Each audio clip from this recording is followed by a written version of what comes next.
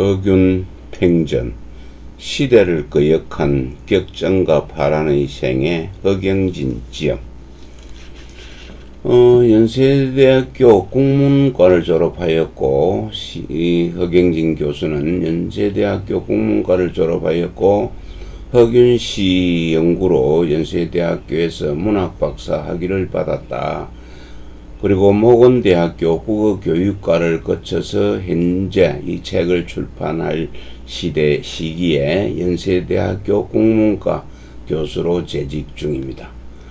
저서로는 조선위학문학사, 대전지역 누적문학연구, 한국의 읍성, 넓고 아득한 우주에 큰 사람이 산다 등이 있으며, 역서로, 번역서로는 교산 허균 시선, 한국의 한시, 총서 40여권, 삼국유사와 연암 박지원 소설집을 비롯한 고적 산책 10여 권이 있다. 어려운 한문을 쉬운 한글로 옮기는 작업에 전념하고 있으며, 고등학교 국어 시간에 이름을 들었던 고전 정도는 모두 한글로 옮겨져 일반 독자들이 읽어볼 수 있게 해야 한다는 신념을 가지고 있는 한글 전용주의자인 허경진 교수입니다.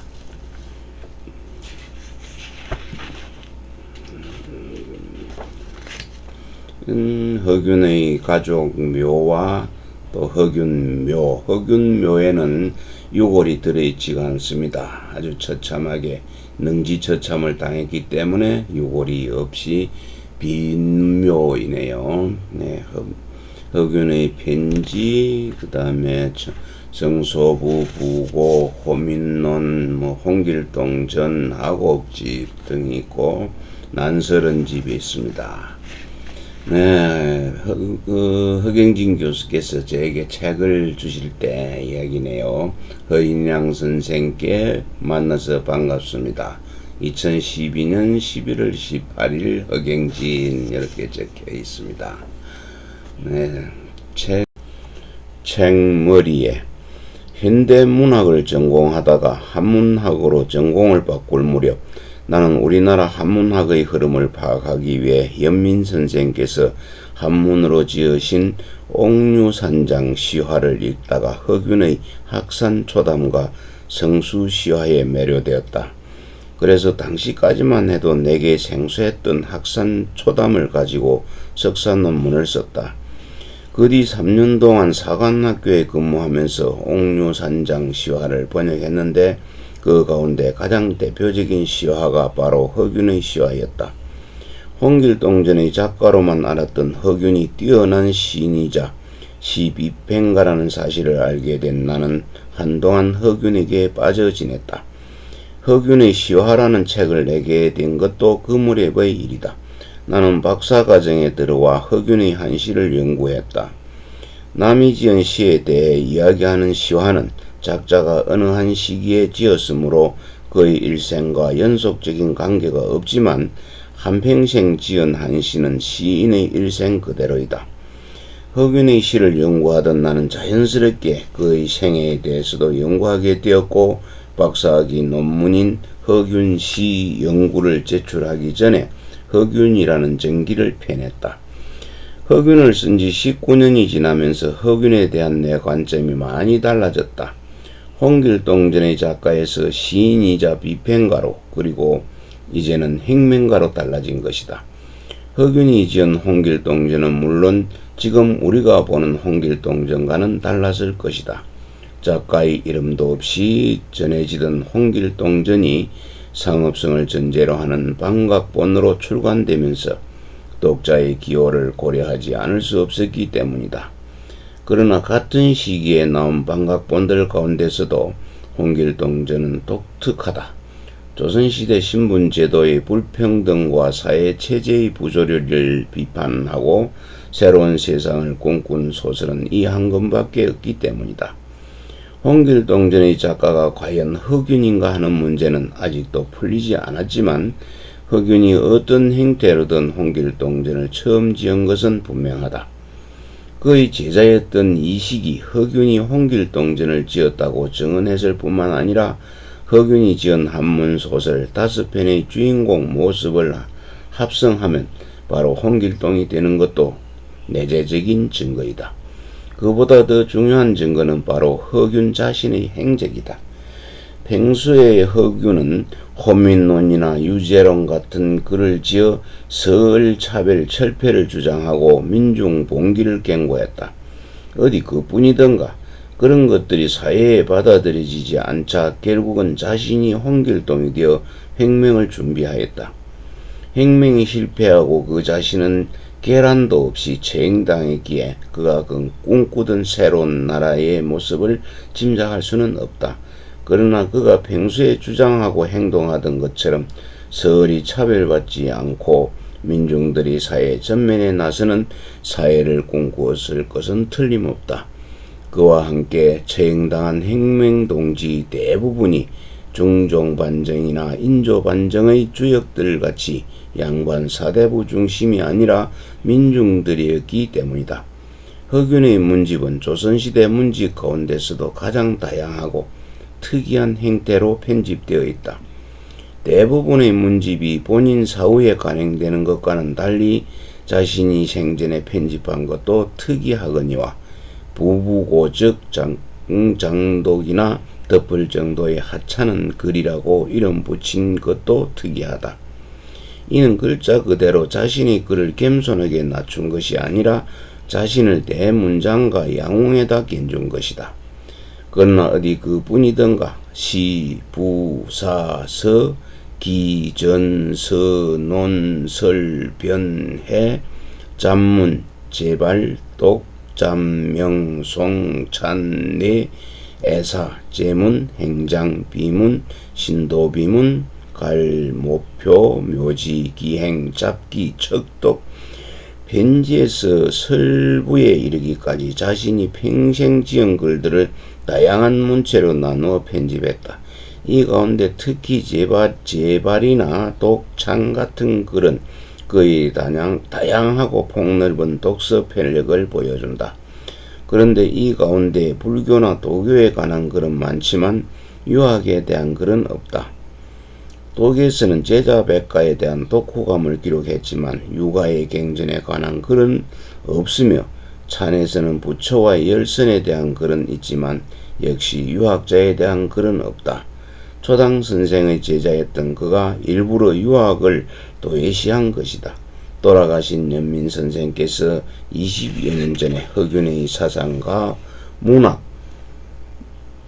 문학이라는 논문을 한문으로 쓰시고 중국에서 발표하였는데 2000년 2월에 내가 그 책을 유교반도 허균이라는 제목으로 번역해서 출간했다. 허균과 사상적으로 가장 가까웠던 이 타고가 유교반도라는 제명으로 죽었기에 선생께서 그 책의 제목을 그렇게 바꾸신 것이다. 나는 그 책을 번역하면서 허균에 대한 관점을 다시 한번 정리했다. 19년 만에 허균 평전을 다시 쓰시면서 나도 이 책에다 유교반도 허균이라는 제목을 붙이고 싶었다. 그러나 유교에 대해서 잘 알지 못하기 때문에 정작 이 책에서 그 부분은 제대로 다루지 못했다. 내가 20여 년 전에 옥류산장 시화를 번역해서 출간하자 연민 선생께서 귀중하게 간직하셨던 허균의 편지를 내게 물려주셨다.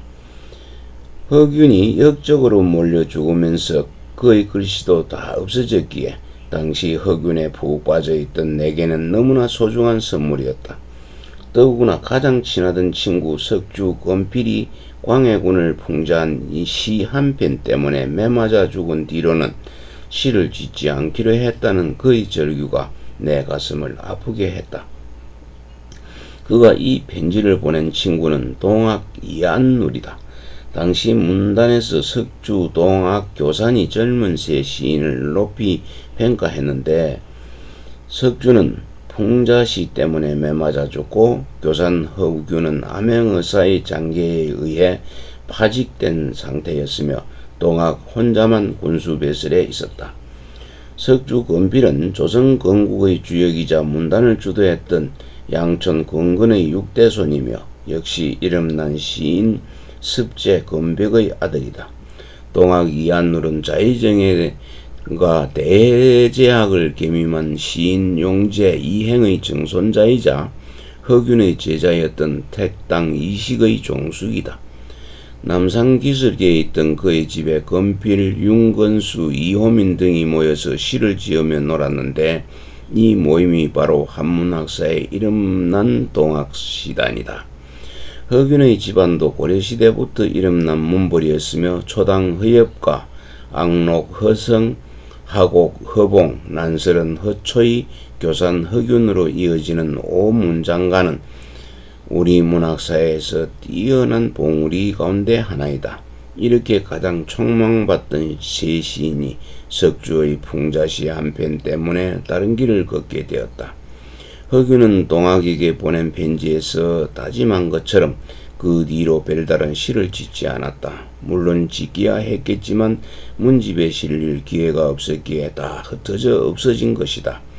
허균은 사형장으로 끌려나가면서 할 말이 있다고 외쳤다. 그가 마지막으로 하려고 했던 말은 무엇이었을까? 세월이 흘러 내가 무사히 교수직을 마치게 되면 새로 나온 자료들을 종합하여 허균 팽전을 다시 한번 써보고 싶다. 이 책이 팽전의 모습을 조금이라도 갖추게 되었다면 초교지에서 원고 곳곳에 줄을 그어가면서 고쳐달라고 부탁한 김수영씨 덕분이다. 허균의 모습을 찾아보려는 독자들에게 이 책이 조금이라도 도움이 되었으면 다행이겠다. 2002년 6월 허경진. 시대를 잘못하고 태어난 예술가 허균. 태백산맥이 동해와 만나는 강릉에는 예로부터 명당이 많았고 그곳의 전기를 타고난 인물도 많았다. 허균 역시 강릉에 있는 외갓집에서 태어났다. 뒷날 임진왜란 중에 강릉으로 피난가 있으면서 학산초담이라는 시화를 지었는데 그 책에서 허균은 이렇게 말했다. 강릉부는 예전 맹주 땅이다. 산과 물이 아름다워 우리나라에서도 으뜸인데 산천이 전기를 지녀 뛰어난 사람들이 이따금 나왔다. 우리나라가 시작될 무렵에 살았던 한부림의 사업은 역사책에 실려있다. 참판 채치운 부자의 문장과 절개 있는 행실 또한 동원 한부림에게 견주어 부끄럽지 않다. 매울당 김시섭은 청고에 뛰어난 물이라서 온 천하를 찾더라도 이런 인재는 절대로 얻을 수 없다. 원정 최수성은 뛰어난 행실로 중종 때 칭찬받았다. 어촌 심원광과 간제 최연의 문장도 세상에 이름이 났다. 요즘은 이율곡이 또한 여느 사람들과 다르다. 작은 형님과 누이 난설은도 임영 강릉의 옛짐에 임영에서 전기를 타고 태어났다고 말할 만하다. 허균은 강릉의 전기를 타고난 인물로 율곡 이 다음에 작은형 허봉과 누이 난설헌을 들었습니다. 그 다음에는 허균 자신이 되는 셈입니다. 화담 서경덕과 태계 이항의 제자였던 허균의 아버지 초당 허엽은 아내를 2번 맞이했는데 첫 번째 아내는 한숙창의 딸이었다. 그와의 사이에 아들 하나와 딸 2을 두었다. 맏아들 허성은 근엄한 유학자풍의 고위 관료가 되었으며 선조가 세상을 떠나면서 아들 영창대군의 뒤를 맡길 정도로 선조의 신임이 두터웠습니다. 맏딸은 박순원에게 시집갔고 둘째 딸은 우성전에게 시집갔습니다. 초당의 2번째 아내는 예조 참판 김광철의 딸인데 감수성이 예민한 여인이었습니다. 그래서인지 그가 낳은 2 아들과 딸 역시 감수성이 예민하고 상상력이 뛰어나는 등 예술가적인 기질이 많았지만 남과 잘 어울리지 못하고 불의를 보면 그냥 지나치지 못했습니다. 이들이 바로 허봉과 허난설헌 그리고 허균이다. 모두 뛰어난 지인들이었지만 제명에 죽지는 못했습니다. 허균은 자기가 태어난 강릉 외갓집이 있던 자리를 이렇게 설명했다. 강릉에서 북쪽으로 30리쯤 되는 곳에 사천의 옛지명이 있다. 동쪽으로 큰 바다를 마주하였고 북으로는 오대산, 청악산, 보현산 등 여러 산을 바라보는 곳이었는데 큰 냇물 한 줄기가 백병산에서 나와 마을 가운데로 흘러들었다. 이 냇물 주위에 사는 사람들이 위아래 수십 리에 걸쳐서 수백 호나 되었다. 이 집들은 모두 양쪽 언덕에 기대어 있었는데 냇물을 바라보며 문을 내었다. 개울 동쪽의 산줄기는 오대산 북쪽으로부터 용처럼 꿈틀거리면서 내려오다가 바닷가에 와서 사화산의 수자리가 우뚝 솟았다. 그 아래로 예전에는 큰 바위가 있었고 개울이 엇갈리는 곳의 밑바닥에는 늙은 이무기가 엎드려 있었다. 가정 신유년 1561년 어느 가을날 이무기가 그 바위돌을 깨뜨리고 사라져 버렸다. 바위가 두 동강이 나면서 문처럼 구멍이 뚫렸으므로 사람들이 교문암이라고 불렀다. 이무기 바위가 두동강 나고 8년 뒤에 허균이 태어났다. 허균은 임진왜란 때에도 이곳으로 피난와서 지냈는데 뒷산 이름을 따서 자신의 호를 교산이라고 지었다. 자신을 아직 용이 되어 하늘로 올라가지 못한 이무기라고 생각한 것이다. 허균은 홍길동전에서도 자기의 분신인 홍길동이 태어난 것을 용에다 견주었습니다. 길이 끊어져 승상이 갈 바를 모르더니 문득 청룡이 물결을 헤치고 머리를 들어 괌하니 산이 무너지는 듯 하더니 그 용이 입을 벌리고 기운을 토하여 승상의 입으로 들어 배건을 깨고 보니 평생 대몽이라. 홍승상 갱판본에서는 홍판서의 꿈속에서 홍길동 산을 무너뜨릴 만한 힘을 지닌 청룡의 모습으로 나타납니다. 그러나 이 청룡이 사람의 몸을 입는 과정에서부터 그의 운명이 일그러진다. 조선사회에서 떳떳한 사대부의 길을 걸으며 자기의 포부를 펴기 위해서는 정실 부인의 몸에서 태어나야 합니다. 그런데 홍승상이 안채에 들어가 부인의 손을 끌어잡는 순간 부인은 승상은 나라의 재상이라 체위 존중하시거늘 백주의 정실에 들어와 노류장하 기생을 뜻합니다. 노류장하같이 하시니 재상이 체면이 어디 있나이까 라면서 옷자락을 떨치고 밖으로 나갔습니다. 승상이 그 좋은 꿈을 헛되이 버리고 싶지 않아서 마침 눈에 띄인 계집종 춘섬을 이끌고서 길동을 베게 하였습니다. 정실 부인이 체면을 내세우던 그 순간이 바로 길동에게는 운명의 갈림길이 되었던 것입니다. 길동의 사주 팔자가 달라졌고 적자와 서자의 차이는 너무나 엄청났습니다. 청룡 길동은 이 숙명을 그대로 받아들일 수가 없었습니다. 그래서 서자로 태어나 사회적으로 소외된 그늘에서 살아가기에 마련인 자신의 팔자에 승복하지 않고 싸움을 걸고 나섰습니다.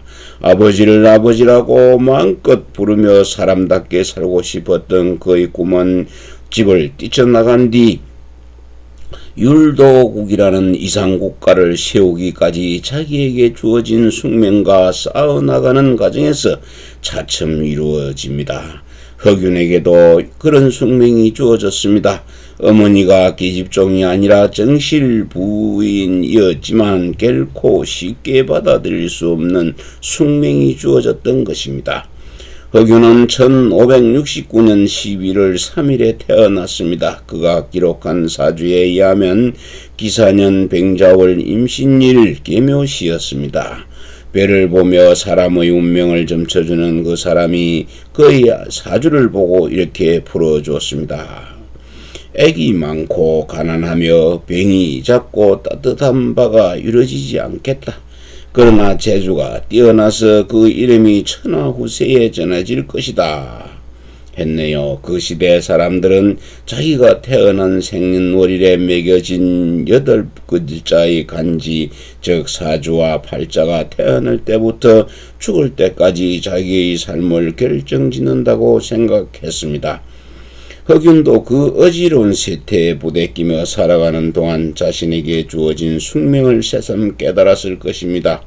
묘시에 태어난 흑윤에게 주어진 명은 마갈궁이었습니다. 당나라의 문장가 한태지나 송나라 시인 소동파도 묘시에 태어났는데 점성가가 풀어준 운명처럼 마갈궁을 상궁으로 타고난 이들에게는 평생토록 비방과 칭찬이 늘 함께 따라다녔습니다. 흑윤도 뱃을길에 들어서 17, 18년을 지내며 명예와 치욕을 한몸에 받다 보니 저절로 어렸을 적의 사주풀이가 생각났는지 자기의 운명을 스스로 풀어보는 해맹문을 지었습니다. 옛날을 살펴보면 한태지의 신궁이 마갈궁이었고 소동파의 명궁 또한 마갈궁이었으니 이들이 바로 묘시에 태어났습니다. 아, 슬프다. 나 또한 묘시에 태어난 사람이다. 문장과 기이한 재주로는 감히 이 두 분을 바라볼 수 없지만 부딪히는 일들이 시기받는 것으로 봐 시대에 받들어지지 못한 채 공공하고 버림받은 자치는 천년을 사이에 두고도 신수가 같다. 아, 괴이하구나. 이를 피하되 언제나 이루지 못하고 언제나 거슬리는구나. 또한 마갈의 궁이여 귀신의 화액이 되었구나. 아, 하늘도 슬퍼해 주지 않는구나. 어려운 액을 당하여 죽음에 이르렀구나. 흑윤은 성리학과 봉건제도에 얽맨 이 사회의 벽을 깨뜨리지 못하고 끝내 어려운 화액에 빠져 죽게 된 자신의 운명을 탄식했습니다. 비록 때를 잘못하고 태어난 이묵이었지만 그랬기 때문에 더욱더 용이 되려고 괴롭게 몸부림쳐야만 했습니다. 당시대 사람들이 모두 숙명으로 받아들였던 사주와 팔자를 거부하기 위해서 흑윤은 싸웠습니다. 이름난 집안에서 정실의 소생으로 떳떳하게 태어났지만 스스로 시대의 서자가 되었습니다. 흔들리지 않는 벽을 뛰어넘으려고 집을 뛰쳐나간 홍길동이 된 것입니다. 엄정한 유학자의 길을 걸어간 아버지 허엽. 흑윤의 아버지 허엽은 호를 초당이라고 했는데 강릉에서 그가 살던 옛집이 아직도 초당동에 남아 있습니다. 초당의 집안은 고려시대부터 문학으로 이름난 집안이기도 했지만 그 자신이 글 배우기를 즐겨서 여러 스승을 찾아다녔습니다. 허엽은 자신이 글 배우던 이야기를 아들에게 즐겨 들려주곤 했는데 흑윤은 뒷날 기양가서 한가할 때 이 이야기들을 기록했습니다. 흑윤은 성옹지소록에서 아버지의 스승인 장엄정 나식과 하담석행 등의 모습을 이렇게 기록을 했습니다. 김효년 1519년에 선비들이 화를 당한 뒤로 민가에서는 조광조가 내세웠던 소학과 근사록을 말하기조차 꺼려했습니다. 자제들에게도 배우지 못하도록 일체에 금했습니다. 아버님께서는 젊으셨을 때 나식에게 글을 배우셨습니다. 일찍이 외가에서 부서진 상자 속에 소학 4권이 좀 먹은 채 흩어져 있는 것을 보셨는데 펼쳐보고는 배우는 사람이 꼭 읽어야만 되는 글인 줄 알게 되셨습니다. 첫째 건을 소매 속에 넣고 나공에게 가서 보여드렸습니다. 나공은 깜짝 놀라면서 네가 어디 가서 이런 귀물을 얻었느냐 하셨습니다. 그리고는 눈물을 흘리며 선배들의 화약을 슬퍼하셨습니다. 아버님께서는 배우기를 청하시니 나공이 매우 칭찬하면서 드디어 소학과 근사록을 가르쳐 주셨습니다.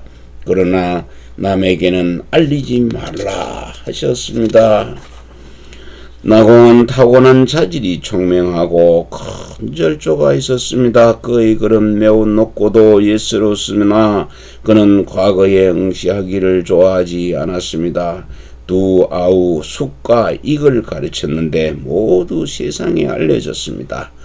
최수성이 거만하여 남을 칭찬한 일이 적었는데 공을 보고는 감동하여 압록강 동쪽에는 나공 한 사람이 있을 뿐이다 라고 칭찬하였습니다. 아버님께서는 화담 선생에게 가장 오래 배우셨습니다. 일찍이 7월에 선생의 집으로 찾아가신 적이 있었는데 그가 화담 농막으로 간지 벌써 6회째라고 했습니다. 곧 뒤따라 가셨는데 가을 장마로 물이 한창 넘쳐나서 건널 수가 없었습니다. 저녁 때 여울물이 조금 줄었으므로 겨우 건너가셨더니 선생은 한창 검은고를 타면서 높게 읊조리고 있었습니다. 아버님께서 저녁밥 짓기를 청하자 선생은 나도 먹지 않았으니 함께 짓는 것이 좋겠다고 하였습니다. 머슴이 부엌에 들어가 보니 소단에 이끼가 가득하였습니다. 아버님께서 이상하게 여기시고 까닭을 물으셨습니다. 선생이 이러기를 물이 넘쳐서 엿새 동안 집사람이 오지 못했다. 그래서 나도 오랫동안 식사를 하지 못했으니 솥에 이끼가 났을 것이다고 하였습니다. 아버님께서 선생의 얼굴을 쳐다보셨는데 굶주린 기색이 조금도 없었습니다. 장엄정이 허엽에게 유가적 소양을 길러주었다면 화담은 도가적 소양을 길러주었습니다. 허엽은 이러한 스승 밑에서 글을 배우며 자라 청렴결백한 관리이자 엄정한 유학자가 되었습니다.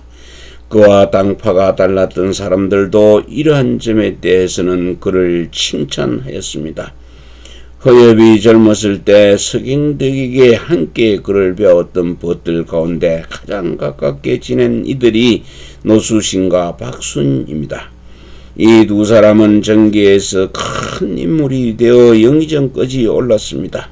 그러나 노수신은 끝까지 허엽과 가깝게 지내며 기양 같던 아들 허봉까지 풀어준 데 비해 박수는 끝내 원수가 되고 말았습니다. 허엽이 김효원에게 초대받아 동인의 우두머리가 되고 박수는 서인의 우두머리가 되었기 때문입니다. 허균은 뒷날 김효원의 사이가 되었으며 그의 집안은 동인의 중심 세력을 이루었습니다. 허엽은 승지를 거쳐 정삼품인 대사관, 대사성, 부재학 등 주요한 배설을 지내며 서울 건천동 집에서 6남매를 길렀습니다. 특히 대사원으로 있으면서 바른말을 잘한 것으로 이름났는데 사사로운 정에 얽매이지 않고 임금 앞에서도 바른말을 했으므로 선조가 그를 매우 귀중히 여겼습니다. 이러한 양심과 용기는 그의 두 아들 성과 봉에게 그대로 이어졌습니다. 대개 이항은 학문에 대해서 허엽과 여러 차례 의견을 나눴는데 비록 견해가 다르긴 했지만 그를 선인이라고 칭찬했습니다. 허엽은 경전의 훈계를 매우 좋아했으며 늙을 때까지 그 마음가짐을 흩뜨러뜨리지 않았습니다. 그래서 세상 사람들이 그를 어질다고 했습니다. 당시 외놈들의 정세가 심상치 않았으므로 나라에서 경상감사에 마땅한 사람을 뽑느라고 고심했습니다. 이산에 이이 허엽 등이 추천되었는데 선조는 경험이 많은 허엽을 임명했습니다. 1579년 5월 1일이었습니다. 허엽이 경상감사로 내려가 있는 동안에 잘 다스렸다는 소문이 났으므로 나라에서는 그를 장차 크게 쓰기 위해서 우선 판서로 추천하였습니다. 그러나 그 즈음 허엽은 병을 얻어 벼슬을 내놓았습니다. 서울로 돌아오는 길에 상주 객잔에서 숨을 거두었는데 그의 나이 64살 되던 1580년 2월 4일이었습니다. 법과 사귀면서 글을 배웠습니다. 허균이 9살 때 가족이 모두 상곡으로 이사 갔습니다. 상곡은 학교가 있는 동네라는 뜻인데 남부 학당이 있던 동네, 즉 지금의 필동 부근인 듯 합니다. 허봉이 명리의 지금의 명동에 사는 허균에게 보낸 시가 문집에 실려 있는데 허균은 그곳에서 임수정, 임현, 최천근 같은 벗들과 사귀었습니다. 임수정은 허균보다 1살 어렸지만 어려서부터 기이한 뜻을 품고 있었습니다. 두 사람은 서로를 아끼며 거리낌 없이 사귀었습니다. 불필이 불며 목마를 타고 논일던 어린 시절부터 자라나서 책을 끼고 스승을 찾아다니던 때까지 그들의 사귐은 계속 이어졌습니다. 낮이면 책상에 마주 앉아 글을 읽었고 밤이면 베개를 함께 베고서 잠이 들었습니다. 한시도 서로 떨어져 있을 수가 없어 그 정다움이 행제와 같았습니다. 임은 허균과 같은 해에 태어났지만 몇 달 앞섰습니다. 이들은 비슷한 나이에 과거에 급제하고 벼슬길에 올랐습니다. 그러나 임수정과 임현은 너무나 젊은 나이에 죽었습니다. 중마고들을 일찍 잃었으므로 허균의 삶이 더욱 외로웠을 것입니다. 최천건만이 오래 살았고 빨리 출세해서 허균이 벼슬에서 쫓겨낼 때마다 도와주었습니다. 유몽이는 어우야담에서 이 시절의 허균을 이렇게 기록했습니다. 역적 허균은 총명하고도 영특했다. 태어난 지 9해 만에 시를 지을 줄 알았는데 매우 아름다웠다. 여러 어른이 그를 칭찬하면서 이 아이는 뒷날 마땅히 문장을 잘 하는 선비가 될 것이다고 했습니다. 그러나 오직 한 사람, 그의 매형 우성전만은 그의 시를 보고 이렇게 말했습니다. 뒷날 문장을 잘하는 선비가 되기는 하겠지만 허시 집안을 뒤엎을 자도 반드시 이 아이일 것이다 고 예언을 했습니다. 한시 부인에게서 태어난 허균의 둘째 누나는 우성전에게 시집갔습니다. 우성전은 태계에게 성리학을 배웠으며 문과에 급제한 뒤 벼슬리 대사성에 이르렀습니다. 맹석하고 성품이 고매하여 허시 집안과 함께 동인의 중심 세력이 되었으며 임진왜란 때에는 의병을 일으켜 공을 세웠습니다. 우성전은 9살 된 허균이 재주가 너무나 번뜩였기에 어린 처남의 시 한편에서도 뒷날 집안을 뒤엎게 되리라는 불길한 징조를 본 것입니다. 허균은 10살 즈음에 논어와 통감을 읽었고 1년도 채 되지 않아서 문장의 이치를 환하게 통했습니다. 그의 아버지는 행들에게 한 것과 마찬가지로 그에게도 우리나라의 역사를 가르쳤습니다. 많은 문인들이 중국의 역사는 환하게 알면서도 우리나라 역사는 거의 모르는 것을 부끄럽게 여겼기 때문입니다. 그래서 허균은 우리나라 역사에 대해서 비교적 자세히 알게 되었고 옛날 800여 년에 걸친 시화들을 모아 품평한 성수시화를 지을 수 있었으며 참고문은 하나 없는 유배지에서도 성홍지소록 같이 박식한 글을 지을 수 있었습니다. 허균이 겨우 12살의 어린 아이였을 때 아버지가 돌아가셨습니다. 따라서 그의 기록에서는 아버지에 대한 따뜻한 정을 거의 찾아볼 수가 없었습니다. 스승으로서의 아버지만 회상되었고 오히려 형제들에게서 따뜻한 아버지의 모습을 느끼며 자랐습니다. 나이 차이가 제법 많았던 형들은 실제로 아버지 노릇을 하며 허균을 길렀는데 허균도 아버지를 잃었다는 충격과 슬픔을 오래도록 느끼지는 않았던 것 같습니다. 뒷날 이 시성을 가진 자신의 제자에게 편지를 보내면서 허균은 이 시절을 이렇게 회상을 했습니다. 나는 12살 때 아버님의 엄한 가르침을 잃었다. 어머님과 형님들은 가엾게 여기고 사랑하셔서 글복 공부를 감독하거나 꾸짖지도 않으셨습니다. 허균은 이 무렵 부지런히 글을 읽었습니다. 그러나 그의 목표는 학문을 닦는 데 있지 않고 과거 급제에 있었습니다. 속을 다지기보다는 겉을 꾸미기에 바빴습니다. 그는 재주가 뛰어났으므로 과거 공부에도 남다른 소질을 보였습니다. 좀 자라난 뒤에는 과거 공부하는 사람이 있다는 것을 알았습니다. 그래서 그를 따르고 본받았습니다. 그리고는 나도 빨리 이뤄야겠다는 생각이 들어서 육경과 여러 역사책들을 두루 읽었습니다. 그러나 그 뜻을 대체로 깨닫기에 그쳤을 뿐이지 극하게 몸으로 받아들이려 하지는 않았습니다. 벨이 커지고 간이 부어서 하루에도 수만 마디를 외우느라고 입술을 쉴 새 없이 나불거렸습니다. 사람들이 나더러 뛰어나게 똑똑하다고 칭찬했고 나 또한 그렇다고 과시했습니다. 그러나 학문과 문장을 알지 못했으니 처음에는 많이 보고 외우는 정도에서 벗어나지 못했던 것입니다.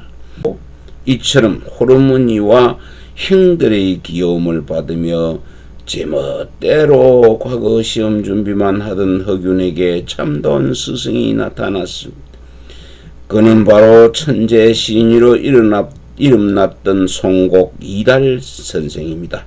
미천한 기생의 몸에서 태어난 서력이었기에 높은 벼슬에는 오를 수 없었지만 허시지만에서는 그를 스승으로 받아주었습니다. 초당도 살아있을 때 이달과 가깝게 지냈으며 허봉은 그와 가장 가까운 벗이었습니다. 시의 세계를 가르쳐준 작은 형 허봉. 허균이 4살 되던 해에 작은 형이 22살 젊은 나이로 문과에 급제했다. 작은 형의 이름은 봉호는 하곡, 자는 미숙이다. 허균이 태어나기 전 해인 1568년에 생원시에서 장원했으며 문과 급제는 형인 허성보다도 11년이나 앞섰다. 허봉은 1551년 6월 25일에 태어났다. 허균보다는 18년이나 위였으므로 형인 동시에 스승인 셈이었다. 실제로 허균은 뒷날 작은 형에게 시를 배웠으며 그를 통해 당대의 이름난 시인이나 문장가들을 만났다. 작은 형이 죽은 뒤 허균은 그를 위해서 문집과 연보를 엮어주어 제자로서의 도리를 다했다. 허봉은 7살 때부터 글을 지을 줄 알았다. 10살에는 경전과 역사에 통했으며 시를 지어도 그 나름대로 일가를 이뤘다. 또한 총기가 뛰어나서 책을 보아도 한번 읽으면 잊어버리지 않았다. 18살에 생원시에 장원했는데 그 뒤로도 문장이 날로 더욱 나아졌다. 문과에 급제한 허봉은 승무는 부정자를 거쳐 예문관 검열 정구품에 제수되었다. 그러나 곧 선조에게 제주를 인정받아 특별히 휴가를 얻어 호당에서 글을 읽을 기회를 가졌다. 문학에 뛰어난 젊은 관리에게 녹봉을 주면서 두모포 지금의 옥수동 강가 독서당에서 글만 읽게 했던 사가독서는 문학하는 선비들에게 최대의 영예이자 앞날이 보장되는 길이기도 했다. 허봉은 처음에 당시 유행대로 소동파의 시를 배웠다. 사변적이고 주지적인 송나라 시는 고사성어를 많이 썼으므로 그가 즐겨 사용한 고사들도 모두 시나 문장에 잘 들어맞았다. 그러다가 호당에서 당시 품위를 열심히 읽어 당나라 시를 몸에 익힌 뒤에는 비로소 시가 맑고도 굳건하게 되었다. 허균이 6살 되던 해인 1574년에 예조자랑 정육품을 제수받은 허봉은 중국 가는 사신길에 서장관이 되겠다고 스스로 청하고 나섰다. 명나라 황제의 생신을 축하하러 가는 사신 박희립을 따라서 중국으로 가게 된 것이다. 외국에 나갈 기회가 거의 없었던 당시로서는 사신 일행으로 나가는 것이 중국을 구경할 수 있는 유일한 기회였다. 따라서 평생 중국의 책을 읽고 그들의 문화과 역사를 공부한 선비에게 중국 여행은 일생일대의 영광이기도 했다. 그만큼 능력 있는 관리에게만 주어지는 기회였다. 허봉은 이 사신길에서 중국의 여러 선비들과 만나 시를 주고받았다. 뛰어난 학자라든가 높은 관리에게도 자신의 의견을 굽히지 않았으므로 그들 모두 탄복했다. 허봉은 일을 끝내고 호당으로 돌아온 뒤에 중국 여행을 더듬으며 하곡조천기를 지었다. 이 책은 지금 남아있는 연행일기 가운데 최초의 것이다. 그리고는 곧 홍문관 수찬 정육품 배설을 받았다. 홍문관은 장래가 촉망되는 젊은 인재들이 반드시 거치던 언관 배설이었으니 허봉은 24세의 젊은 나이에 중국에까지 이름을 날렸으며 탄탄한 배설길에 올라선 것이다.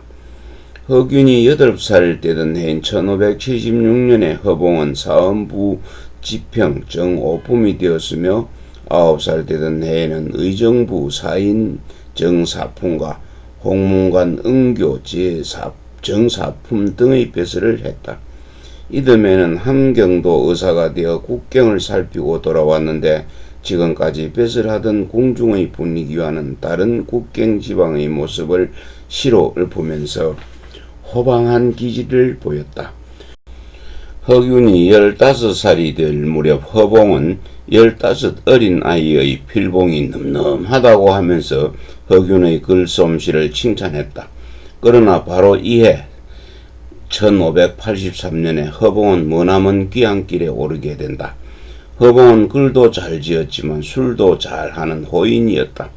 그가 옥당, 홍문관의 별칭 옥당에 있을 무렵 밤이면 선조가 숙직자를 불러다 경사를 강론케 하고 반드시 술을 많이 권해서 흠뻑 취하게 만들곤 했다. 평소에 술을 많이 마시던 사람들도 혹시나 예의 법도를 잃을까 염려해서 머뭇거리며 곧장 마시지 못했다.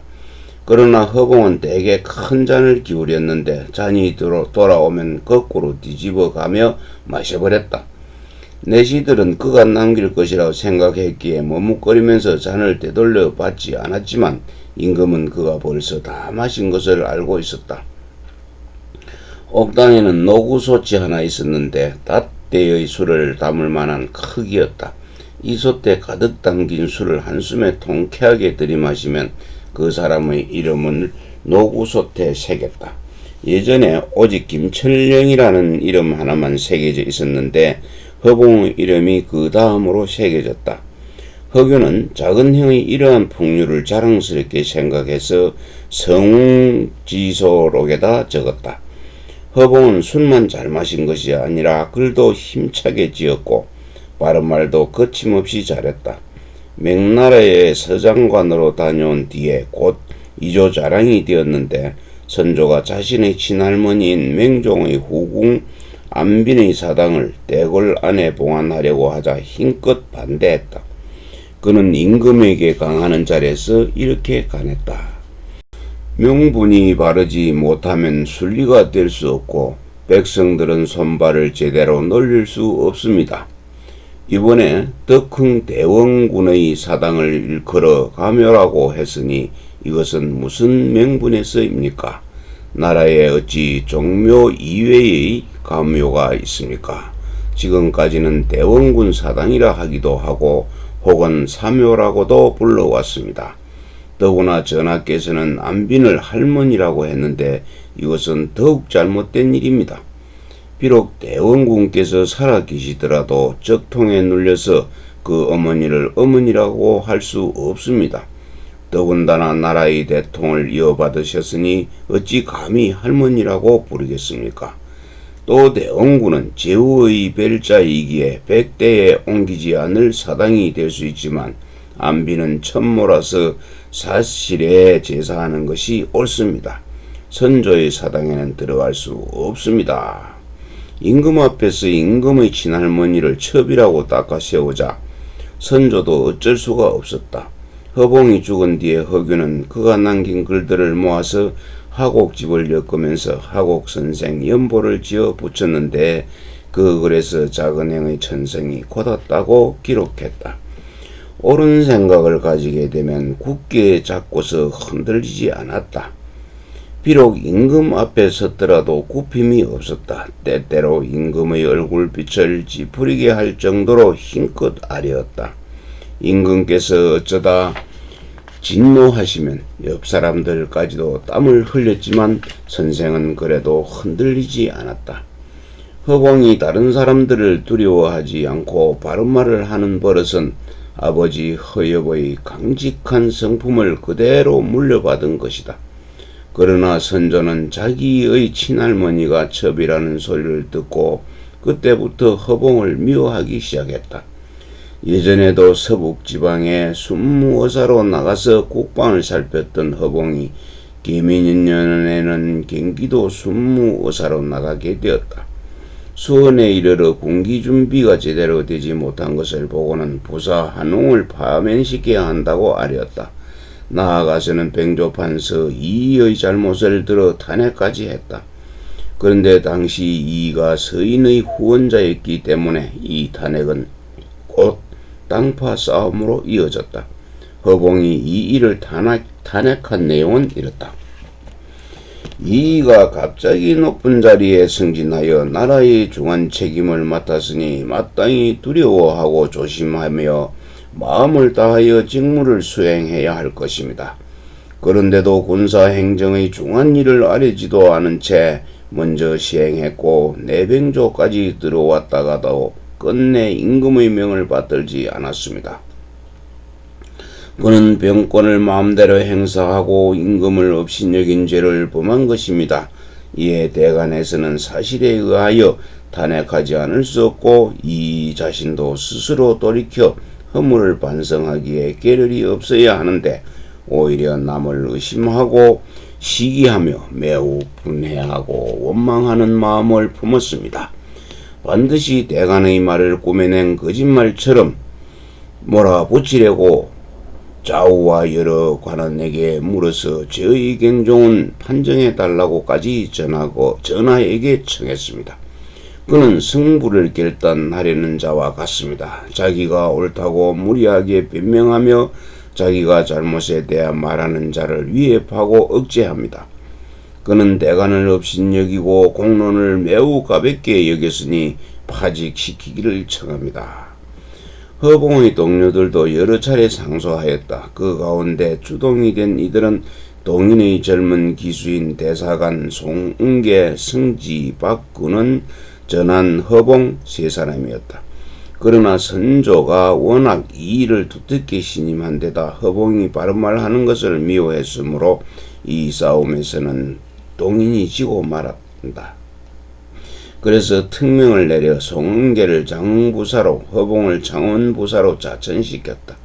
그래도 분이 풀리지 않아 다시 송은계는 함경북도 회령으로, 박군은 평안북도 강계로, 허봉은 함경남도 갑산으로 귀양 보내라고 명했다. 계민년에 일어난 이 사건을 역사에서는 계미삼찬이라고 한다. 허봉이 갑산으로 귀양을 떠나게 되자 여러 사람이 배웅을 나왔다. 허봉은 친구들과 헤어지면서 시를 지어주었다. 차가운 나무에 갈가말기 울고 날은 저무는데 술 한 동이 가지고 와서 위로해주니 쫓겨가는 시나 서글프구나. 이 세상에서 서로 만날 날 다시는 없을 것 같아 어두운 황천길 곧바로 가리키며 뒷날을 약속하네. 뒷날 허봉은 기양에서 풀려나긴 했지만 임금의 명령 때문에 서울 안으로 들어올 수가 없었다. 이 시의 구절처럼 이 세상에서 다시 벗을 만나지 못하고 죽은 것이다. 허봉의 누이 동생 난설은도 오빠를 귀한 길로 떠나보내면서 시를 지어 주었다. 멀리 갑산으로 귀양가는 나그네여 한경도 가느라고 마음 더욱 바쁘시네. 쫓겨나는 신하야 가태부와 같지만 임금이야 어찌 초나라 희왕이시랴. 가을 빗긴 언덕엔 강물이 찰랑이고 빈방의 구름은 저녁노을 물드는데 서리바람 받으며 기러기 울어예니 걸음을 멈춘 채 차마 길을 못 가시네. 허봉에게 탄핵받고 잠시 병조판서 배설을 내놓았던 이이가 고향에서 쉬다가 다시 서울로 올라왔다. 선조가 이조판서로 임명하자 이이가 아뢰었다. 박근홍과 송은계는 전혀 악한 마음이 없다고는 할 수 없습니다. 그렇지만 허봉은 경망하고 일을 좋아할 뿐이지 간사한 사람은 아닙니다. 그 재주가 아깝습니다. 이 세 사람이 견책을 받은 것이 너무 중하니 이 모름지기 너그러운 처분을 내리소서. 그렇지만 율곡이 죽을 때까지 허봉은 유배지에서 풀려나지 못했다. 허봉은 귀양을 가서도 집에 남아있는 아우균을 생각하면서 시를 지어 보냈다. 처마 및 풍경 소리가 땡그랑거리며 밤이 깊어가는데 잠도 이룰 수 없어 멀리서 글 읽는 소리만 듣는단다. 네 생각하다가 어머니 그리워 다시 눈물 흘리니 한강 남쪽 언덕엔 봄풀 새로 떴겠구나. 허봉이 귀양간 1583년에 큰형 허성이 35의 나이로 문과에 급제했다. 허성은 그동안 쌓인 저력으로 순탄하게 승진했다. 아버지가 없는 집안을 바로잡고 아우균을 보살피며 어려운 일을 겪을 때마다 도와준 이가 바로 큰형 허성이었다. 이 무렵 허균은 한참 과거 준비에 열심이었다. 그러다가 1585년 선조 18년 봄에 한성부에서 치르는 초시에 합격했다. 상곡에서부터 글 공부를 같이 하며 자라던 동갑내기 임현과 함께 합격한 것이다. 그러나 임현은 아버지의 상을 당하여 곧 남쪽으로 내려가고 혼자서 과거 공부를 계속했다. 한편 허봉이 멀리 갑산으로 귀양간 뒤에도 그를 구해주려는 상소가 잇따랐다. 그의 편이었던 동인 측에서는 물론이고 그와 적대관계에 있던 서인들까지도 그를 풀어달라고 아뢰었다. 그의 뛰어난 재주가 아까웠던 것은 물론이고 바른말을 했다고 해서 위험한 곳으로 귀양 보낸 것도 지나쳤기 때문이다. 1584년 선조 17년 1월 16일에 이조판서가 이이가 죽자 그해 여름에 정철이 선조에게 찾아 간단한 소식의 상소문을 찾아라고 그럽니다. 찾아를 올려 아뢰었다. 허봉, 송, 은계, 박구는 세 사람을 반드시 죽을 땅에 두었으므로 여론이 좋지 않습니다.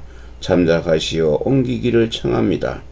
정철은 서인이었지만 여론을 어루만지기 위해서 허봉의 석방을 청한 것이다.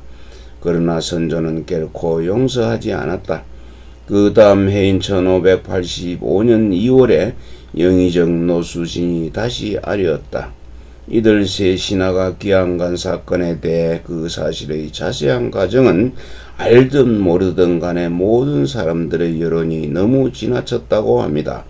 하늘의 천둥과 번개도 하루를 넘기는 노여움이 없으니 너그러운 용서를 내리시기 빕니다. 노수신은 허엽과 예전부터 건천동에 같이 살았으며 서경덕에게 같이 나가가 글을 배웠던 이 친구였다.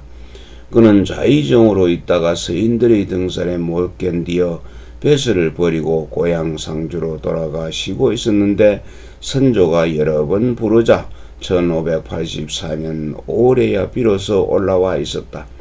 노수신의 추천으로 선조는 유성룡을 다시 등용하였고 그렇게 미워하던 허봉 등 세 사람까지도 놓아주었다.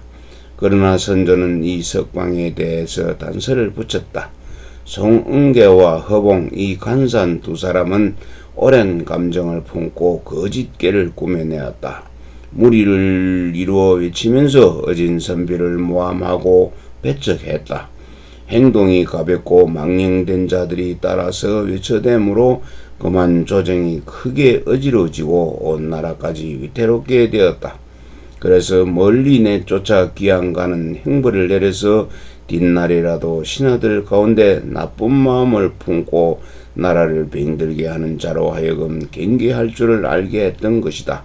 이제 그대가 그토록 말하니 두 사람을 석방하여 먼 지방에 살게 하라. 갑산으로 귀양간 지 2해 만에 풀려나게 된 것이다. 허봉은 귀양길을 떠나면서도 이태백의 시집을 가지고 가서 열심히 읽었다.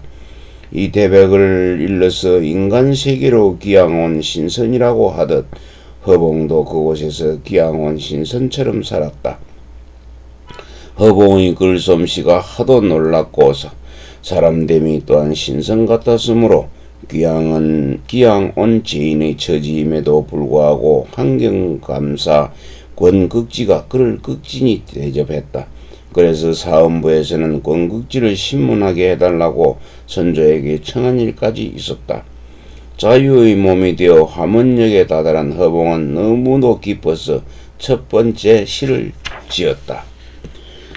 북풍을 등에 받으며 밝은 햇빛 아래로 돌아온 이 몸 나라님의 은혜가 바다 같아 끝없이 눈물 흘리고 섰네.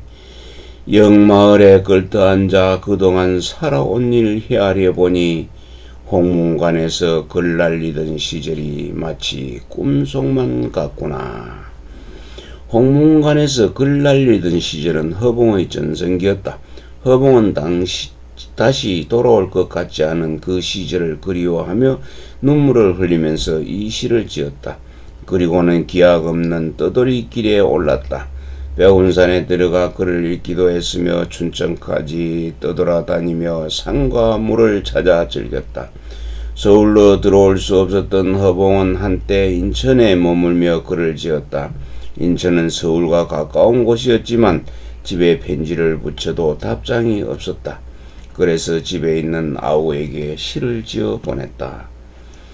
은하수는 맑고도 고요하게 땅바닥까지 이어지고 한밤중 차가운 서리는 버들가지에 내려 앉았네.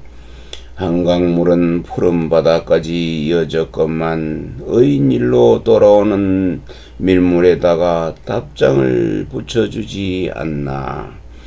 허봉이 아우에게 보낸 편지들을 보면 온갖 일이 사람에게 일어나는데 내 자주 굴러떨어져 쓴바귀처럼 되었네 라는 푸념과 눈물로 가득 찼다. 허봉은 세상과 어울릴 수 없는 괴로움을 견디기 위해서 차츰 불교에 몸을 담았다. 가까운 벗 사명당과 더불어 불교의 깊은 교리를 논하기도 했다. 그러다가 1588년 선조 21년 가을에 금강산을 찾아 들어갔다. 대명함에서 머물며 좀 더 깊이 돌을 닦고 세상의 괴로움을 잊기 위해서였다. 먼저 구룡련을 둘러보고 금강산에서 가장 높다는 비로봉을 찾아 올라갔다. 그날이 마침 추석이었다. 멀리 나가 있는 자식들이 모두 집에 모여서 살아계신 부모를 찾아뵙고 조상의 무덤도 돌아보는 추석이었지만 나라로부터 버림받은 허봉은 서울에 돌아갈 수가 없었다. 그래서 눈물을 흘리며 시를 지어 사랑하는 아우 허균에게 바쳤다.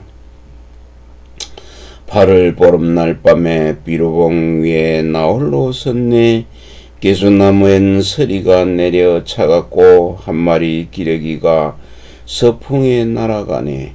형님은 순천 땅에 가 계시고 아우는 맹리방에 있는데 해마다 헤어져 있는 서름으로 괴롭게 흘리는 눈물이 가을 서리를 적시네. 허봉은 이어서 대명함에 내려와 머물렀다. 그러나 젊어서부터 술을 너무 많이 마신 탓에 황달에 걸렸고 시고 차가운 것을 너무 많이 먹었기 때문에 한담까지 걸렸다. 백마에 시달리다 너무 괴로워 의원에게 보일까 하고 들것에 실려 마을로 내려왔지만 강원도 금화연 생창역에 이르러 끝내 숨을 거두었다. 1588년 선조 20일 그의 나이 38살이었다. 마침 허봉의 벗 서인원이 그 고을의 사또로 있었으므로 그의 장사를 도와주었다. 허봉의 죽음을 옮겨서 한강 남쪽 상철에 있는 아버지 초당의 무덤 서쪽에 묻었다.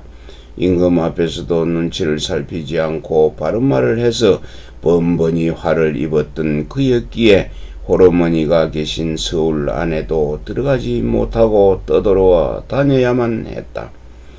그가 남긴 것이라곤 몇 권의 저서와 1000여 편의 시 그리고 불경 몇 권뿐이었다. 허봉의 죽음을 슬퍼하면서 여러 벗들이 모여들었다. 허균이 특히 유심히 본 것은 삼행당의 조문이었다. 삼행당은 그때 오대산에 들어가 있었는데 찾아와서 서럽게 조상하고 만사, 죽은 사람을 위하여 지은 글 만사까지 지어주었다. 그 글에는 친구의 죽음 때문에 몹시 괴로워하는 모습과 슬퍼하는 뜻이 깃들여 있었다. 얼핏 보기에는 사람이 살고 죽는 문제에 대해 석연치 않게 여기는 것 같기도 했다. 그래서 한참 불교에 빠져들던 허균은 속으로 이렇게 의심했다. 스님의 도는 아직도 상승의 경지를 깨닫지 못한 것 같다. 그렇지 않다면 어찌 세속 사람들이 슬퍼하고 기뻐하는 것을 못나게 본받을까. 삼행당에 대한 허균의 호기심은 그 뒤에도 여전했다. 임진왜란이 일어나자 중들을 이끌고 나가 살생도 서슴지 않았던 그였고 싸움이 끝나자 바다 건너 일본까지 찾아가서 강화조약을 맺고 돌아온 그였다. 세상의 인연을 버리고 산속으로 숨어 들어간 스님이 아니라 세상을 지키기 위해 사대부나 문인보다도 더 큰 일을 해낸 스님이었다. 스승처럼 모셔온 작은 행이 제명에 못 죽었지만 송곡이나 삼행당처럼 기이한 스승들이 여전히 허균의 앞길을 열어주었다. 조선의 천재 여류시인 허난설은 허균의 작은 누나의 이름은 초희, 호는 난설은, 자는 경번이다. 조선시대 여인들은 다 이름이 없었다. 몇몇 양반집 여성들에게는 당호가 있었고 기생들에게는 이름이 있었지만 그것이 자신을 내세우기 위한 이름은 아니었다. 족보에도 이름이 제대로 오르지 못했으니 일생 동안 이름도 남기지 못하고 살다가 죽었던 것이다.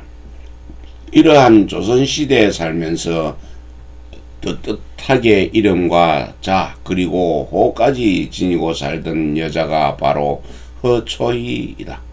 그러나 다른 여인들이 못 가졌던 이름을 가지고 자신을 남과 구별했다는 것부터가 그에게는 불행의 시작이었다. 난설은은 1563년 명종 18년에 태어났다. 그 다음 해에 아버지가 경주 부윤이 되었으며 곧 대사성이 되어 서울로 올라왔다. 아버지와 오빠들이 뱃을 길은 그 뒤 한동안 순탄했다. 이처럼 유복한 집안에서 자라난 난설은은 특히 글재주가 뛰어나서 여신동이라고 불렀다. 중국의 양조 평양록에도 장원 허균의 누이가 7살에 능히 시를 지었으므로 온 나라의 여신동이라고 불렀다고 기록되어 있다. 난설은은 또 광한전 배공류 상량문을 8살에 지어 많은 사람들의 입에 오르내렸는데 명나라 사람 전계미건 자신이 엮은 열조 시집에서 난설은을 이렇게 칭찬했다. 난설은은 조선 사람이다. 그 오라버니 허봉과 허균이 모두 장원을 했다. 8살에 광안전 배공로의 상량문을 지었다. 제주로 이름났는데 두 오라버니보다도 더 뛰어났다. 난설은이 글을 배우는 동안 가장 큰 영향을 끼친 사람은 오빠 허봉과 스승 송곡 이달이었다. 오빠 허봉은 어린 누이와 시를 주고받았으며 좋은 시집이나 붓을 구하면 누이에게 보내줘 격려했다. 송필매시 붓을 여자 동생에게 보내다. 신선나라에서 예전에 내려주신 글방의 벗 가을 깊은 규중에 보내어 경치를 그리게 한다. 오동나무를 바라보며 달빛도 그려보고 등불을 따라다니며 벌레나 물고기도 그려보아라. 허봉은 난설은 들어 자기의 글벗인 이달의 시를 배우라고 권했다고 한다. 난설은은 이달의 시를 배우는 동안 그의 사람됨까지 받아들이게 되었다. 이달은 양반의 아들이었지만 미천한 기생처백에서 태어났기 때문에 뛰어난 글재주에도 불구하고 제대로 대접받지 못했다. 난설은은 규중에서 곱게 자라난 교수였지만 일생을 떠돌아다닌 불우한 시인 이달에게서 그의 가난과 불만을 함께 느꼈다. 유복하게 살았던 난설은이 가난한 사람들의 이야기를 시로 지은 까닭은 스승에게 받은 영향 때문이다. 허균이 9살 때쯤 난설은은 김성립에게 시집갔다. 안동 김씨 집안인 시댁은 오대나 계속 문과에 급제한 문벌이었다. 김성립의 할아버지 김홍도는 진사에도 장원하고 문과에도 장원한 드문 인재였다. 아버지 김첨도 문과에 급제하고 호당에 드나들었다. 성립의 아버지와 난설의 작은 오빠 사이가 가까웠으므로 이들이 호당에 드나들며 혼담을 추진한 것이다. 그러나 김성립은 난설은과 짝이 될 수 없었다. 난설은이 죽던 해야 문과에 급제했으며 벼슬도 홍문관 정자 정구품에서 그쳤으니 재주와 학식을 난설은과는 도저히 견줄 수 없었다. 게다가 전해오는 이야기에 따르면 김성립은 얼굴이 못생긴 데다 방탕기까지 있었다고 한다. 김성립은 과거 공부를 한다면서 집에 붙어있지 않았다. 이러한 이유 때문에 난설은은 신혼 초기부터 불행했다. 마음이 맞는 아버지와 오라버니들 사이에서 곱게 자랐던 그로서는 너무나도 커다란 시련이었을 것이다. 난설은이 강가 서당에서 글 읽는 남편을 생각하면서 시 한 편을 지어 보냈다. 기부 강사 독서. 제비는 처마 비스듬히 짝지어 날고 지는 꽃잎은 어지럽게 비단 옷 위를 스치네. 동방에서 기다리는 마음 아프기만 한데 풀이 파래져도 강남에 가신 님은 돌아오질 않네. 미물인 제비조차도 짝을 지어 나는데 신혼살림을 차린 방에서 오지도 않는 님을 혼자 기다리며 지은 시이다.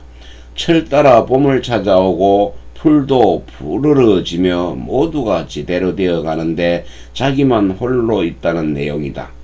신혼 초에 아내가 난군을 기다리는 것쯤이야 당연하다고 할 수 있으려만 이수광은 지봉유설에서 이 시가 너무나 방탕해서 난설은 집에 실리지 못했다고 설명했다. 난설은은 시집가기 전에 사랑하는 님과의 행복한 생활을 꿈꾸며 연따는 노래 채령곡이라는 시를 지었다.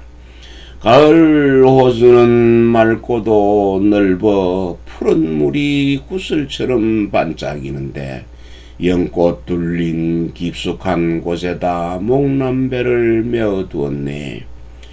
님을 만나 물 건너로 연꽃 따서 던지고는 행여나 누가 보았을까봐 한나절 부끄러웠네. 이 시는 너무나 사랑에 겨운 노래지만 뒷날 너무나 방탕하다고 해서 문집에 실리지 못했다. 결국 난설은에게 이러한 행복과 즐거움은 어디까지나 꿈이었을 뿐이다.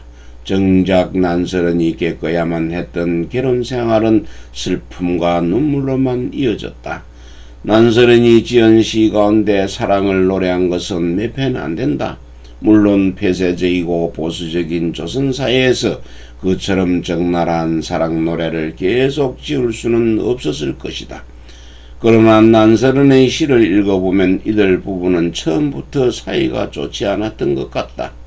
결혼 초기에 김성립은 글을 읽기 위해 강가에 있는 서당에 나가 지냈기 때문에 난설은은 남편과 떨어져 지내야만 했다.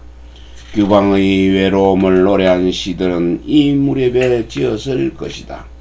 그러나 김성립은 난설은의 이러한 외로움을 거들떠보지도 않았다. 그는 자기의 재주와 얼굴이 아내보다 못한 것에 대해서 심한 열등감을 느꼈던 것 같다. 처남이었던 허균까지도 성홍지소록에서 나의 매부 김성립에게 경정과 역사를 읽으라고 해보면 해도 제대로 놀리지 못했다고 기록할 정도의 인물이었기 때문이다. 김성립은 매우 방탕한 생활을 했다고 전한다. 따라서 난설은의 외로운 넋두리도 끝내는 질투로 바뀌었다. 견흥. 내게 아름다운 비단 한 필이 있어 먼지를 털어내면 맑은 윤이 났었죠. 봉황새 한 쌍이 마주보게 수놓아 있어 반짝이는 그 무늬가 정말 눈부셨지요.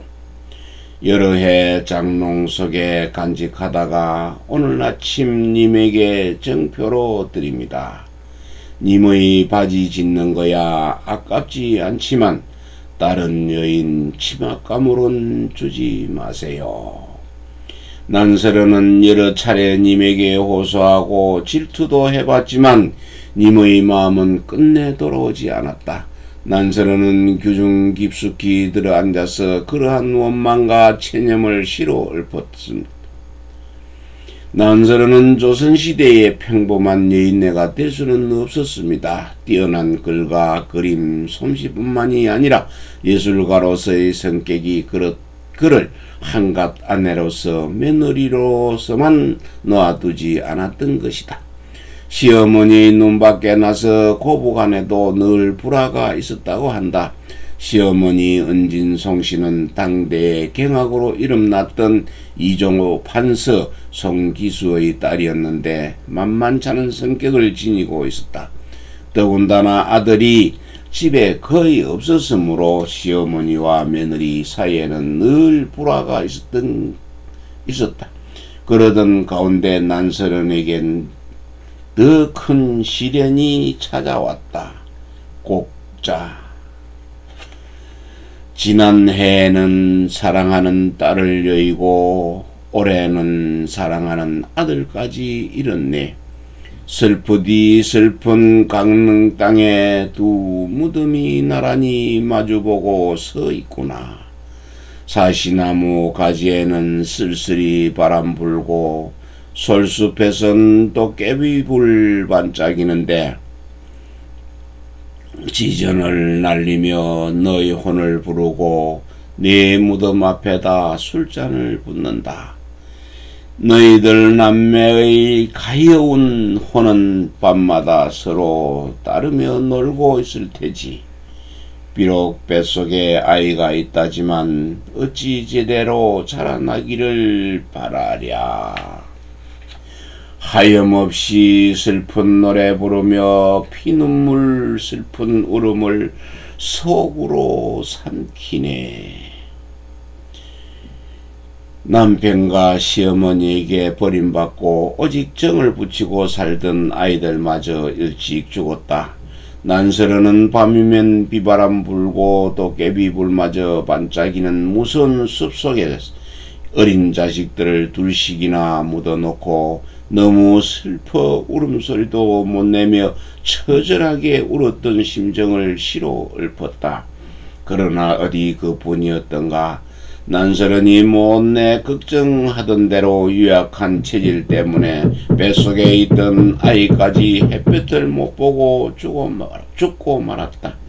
친정에서 자라나던 시절과는 주위 환경이 너무도 달랐다. 그토록 괴로운 나날을 보내면서 난설은은 자기가 살고 있던 조선 사회에 대해 그리고 남편 김성립에 대해 회의를 느꼈다. 난설은이 느꼈다고 전하는 세 가지 하는 이렇다. 첫째, 이 넓은 세상에서 하필이면 왜 조선에서 태어났는가? 둘째, 하필이면 왜 여자로 태어났는가? 셋째, 하필이면 수많은 남자 가운데 왜 김성립의 아내가 되었는가? 이것은 조선이라는 봉건사회에서 이다나 허균이 느꼈던 갈등과도 비슷했다. 첫째와 둘째 불만은 난설은의 선천적인 재능에서 오는 필연적인 불만이다. 유교 사상에서 찌든 사이에 남존여비를 내세워 아무리 글재주가 뛰어나도 여자이고 보면 사회 진출이 막히고 홀로 시들어 버려야만 하는 사회에 삼종지도와 칠거지약이란 틀을 만들어 놓고 모든 것이 남자를 위해서만 존재하는 사회에 대해서 불만을 느낀 것이다. 셋째, 하필이면 김성립의 아내가 되었던가. 김성립의 집안은 안동김씨 명문으로 허씨 집안에 버금가는 당대의 문벌이었지만 정작 남편인 김성립이 난설은의 눈에 차지 않았을 것이다. 당대의 문장가였던 친정 오빠와 동생을 상대하여 시를 주고받던 난설은에게 그 정도의 남편이 만족스러울 리는 없었다. 난설은이 남편에게 불만을 느꼈다는 것은 후세 사람들에게도 널리 인정받고 있는 사실이다. 그런데 그 일로 인해서 난설은을 이해해준 사람보다는 비난한 사람이 더 많았으니 남존여비를 내세운 폐쇄적인 윤리관 때문이었다. 어떤 사람들은 인간 세상에서 김성립과 한번 헤어진 뒤에 지하에 들어가 두목질을 다시 만나리라 라는 구절을 지어서 난설은의 작품이라고 퍼뜨렸으니 그에 대한 모욕이 이토록 심했다. 심지어는 정만조 같은 20세기의 문인도 이 시를 예로 들면서 만약 사랑의 시를 짓는다면 반드시 이와 같은 모욕은 받았을 것이다. 그러므로 딸을 기르는 사람들은 엄히 시를 짓지 못하게 해야 한다. 천한 무리들은 듣고 보는 것이 거의 없으므로 창기 가운데나 혹시 시를 짓는 사람들이 있다라고 할 정도로 너무나도 심하게 난설은을 헐뜯었다. 여자가 사랑의 시를 지어서 집 밖으로 이름이 알려지는 것은 창기와 같다는 뜻이다. 시대를 앞서간 여인이었기에 난설은은 안팎으로 괴로운 시집살이를 겪어야만 했다. 1589년 선조 22년에 허균이 생혼이 되었는데 이때 그의 나이 21이었으니 작은 형이 18배 장운으로 합격한 것에 비한다면 허균 같은 천재로서는 좀 늦은 합격이었다. 누나 난설은은 그 무렵 현실 세계에서 만족을 느끼지 못해 비현실적인 꿈의 세계, 신선의 세계로 눈을 돌렸다. 신선세계야말로 난설은의 영원한 고향이었다. 주어진 운명에 만족하지도 못하고 그렇다고 정면 대결할 수도 없었던 난설은은 신선이 사는 세계로 숨어든 것이다. 견흥이네요. 향기로운 나무는 물이 올라 푸르고 공공이 싹도 가지런히 돋았네. 봄날이라 모두들 꽃피고 아름다운데 나만 홀로 자꾸만 서글퍼지네. 베개에는 오악도를 걸고 침상머리에는 참동계를 펼쳐 놓았으니 혹시라도 단사를 만들어내면 돌아오는 길에 순임금을 배우리라.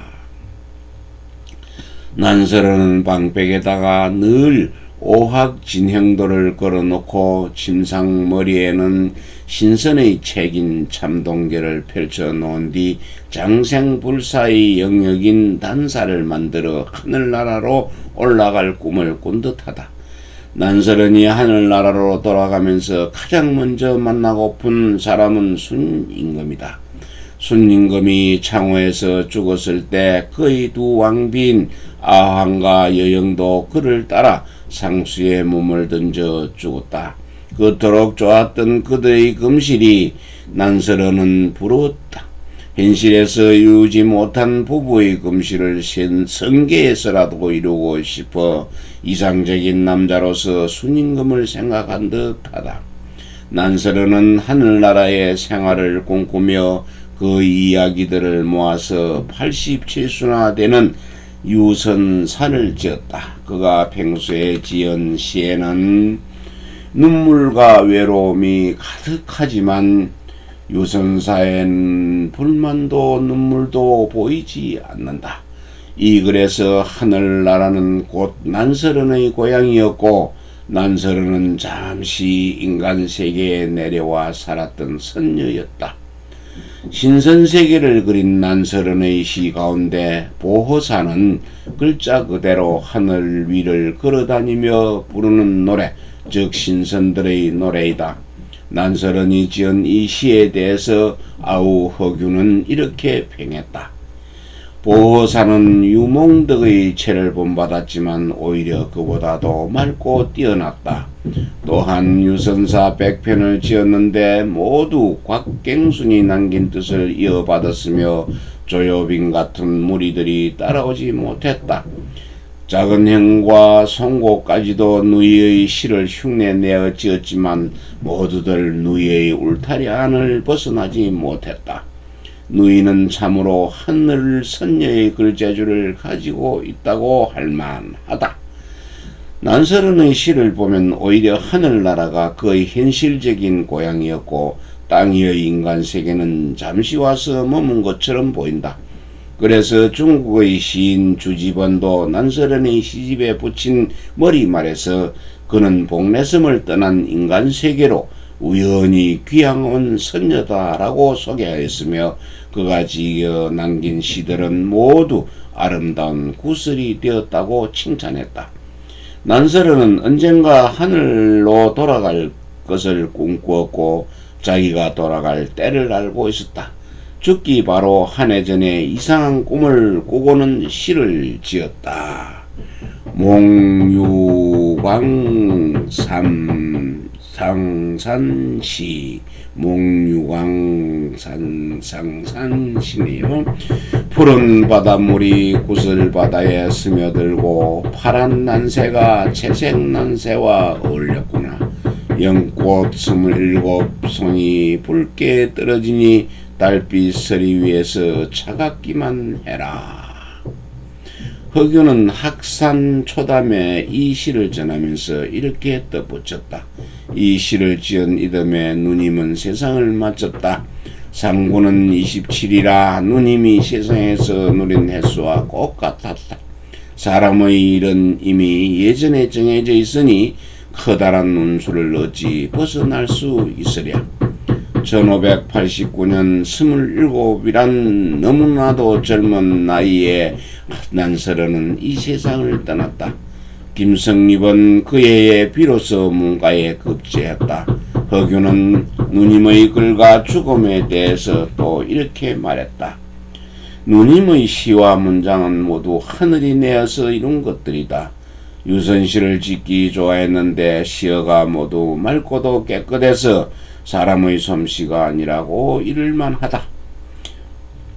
문장이 또한 기이하게 뛰어났으며 그 가운데서도 사륙문이 가장 아름다웠는데 배공루 상량문이 세상에 전한다.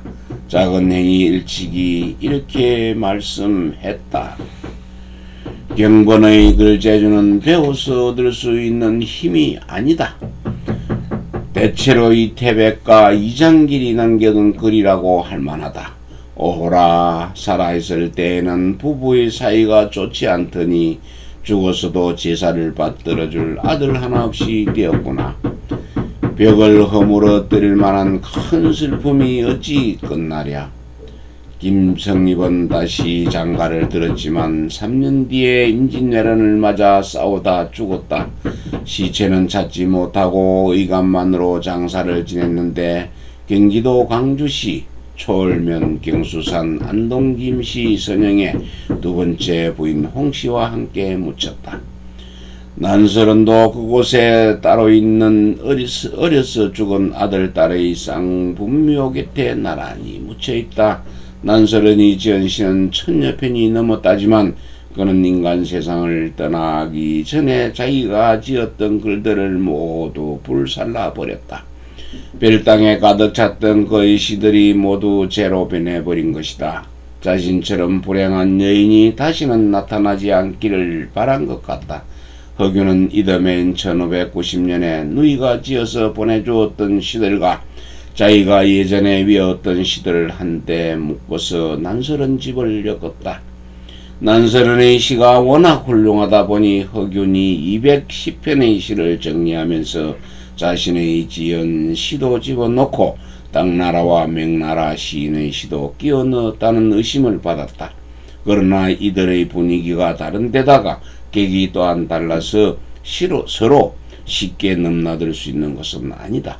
허균이 스승인 서해 유성룡을 찾아가 추천의 글을 받았는데 서해가 이 글을 써준 것은 1590년 11월이었다. 난설은의 시집은 그 뒤에 중국과 일본에서도 관행되어 우리 역사상 가장 국제적인 시인이 되었던 것이다. 서을 출신의 스승 송곡 이달. 이달은 한 곳에 오랫동안 자리잡아 살지 않고 한평생 떠돌아다녔다. 그만큼 만남과 헤어짐도 많았다. 그의 일생 가운데서 가장 극적인 만남은 자신의 시와 사람 대면을 참되게 알아준 제자 허균과의 만남이었을 것이다. 뒷날 허균은 학산 초담과 성수 시화를 지으면서 송곡을 당대 최고의 학당파 시인으로 평가했으며 그의 시집을 엮어서 간행하기까지 했다. 그러나 이들의 첫 만남은 극적이라거나 감격적인 분위기와는 전혀 달리 싸늘한 가운데서 시작되었다. 홍만종이 지은 소화시평에서는 이 둘의 만남을 다음과 같이 기록하고 있다. 이달은 젊었을 때 허봉과 더불어 서로 가깝게 지냈다. 하루는 허봉의 집으로 찾아갔는데 그의 아우 허균이 마침 와 있었다. 허균은 이달을 곁눈질로 잠시 흘겨보고는 예의도 제대로 갖추지 않고 시에 대하여 제멋대로 이야기했다. 그래서 형 허봉이 말했다. 시인이 이 자리에 와 있는데 너는 일찍이 이 사람의 이름을 들어보지도 못했느냐? 너를 위해서 시 한 편을 지어달라고 부탁을 하겠다. 그리고는 그 즉시 운을 불러주자 이달이 곧 이에 맞추어 절구 한 수를 지었다. 날이 맑아 구번난간에 오랫동안 앉아 있으면서 견문까지 닫아 걸고 시도 짓지 않았네.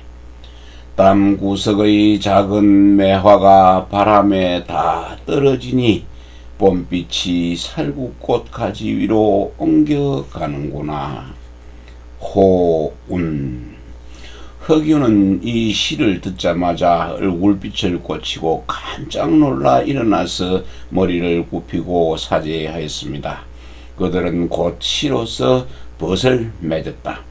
이달과 허균은 여러 면에서 비슷한 점이 많았다. 둘 다 글재주가 뛰어났으며 세속적인 예의범절 차리기를 즐겨하지 않았고 남에게 얽매이기를 싫어했다. 그래서 이들은 남에게 미움을 받기도 했다. 허봉의 집에서 두 천재 시인이 처음 만났을 때 이달은 얼굴뿐 아니라 옷차림도 초라했다. 허균은 처음 만난 사람을 의식하지 않고 거리낌 없이 시에 대해 이야기했다. 그러나 허균은 누구보다도 시를 잘 가려내는 눈을 가졌으므로 이달의 시를 듣는 순간 그의 참모습을 알게 되었다. 이때부터 허균은 이달에게 나아가서 시를 배웠다. 뒷날 허균이 설들을 동정하게 된 것은 세속의 속박을 싫어하는 그의 자유스러운 성격에서도 비롯되었지만 설 출신의 스승인 이달에게서 받은 영향 또한 무시할 수 없을 것이다. 앞의 시에 나오는 낙화의 이미지는 이달에게 있어서 헤어짐을 뜻한다. 봄의 마음이 꽃잎 다 떨어진 매화 가지로부터 살구꽃 가지로 옮겨가는 것은 여기저기 떠돌아다니는 자신의 모습을 나타낸 것이다. 매화의 꽃잎을 떨구는 바람은 그가 살고 있던 궁핍한 시대의 세태이기도 했다. 이러한 이미지가 허균의 가슴 속에 깊이 들어와 박혔고 이들의 사귐은 계속되었다.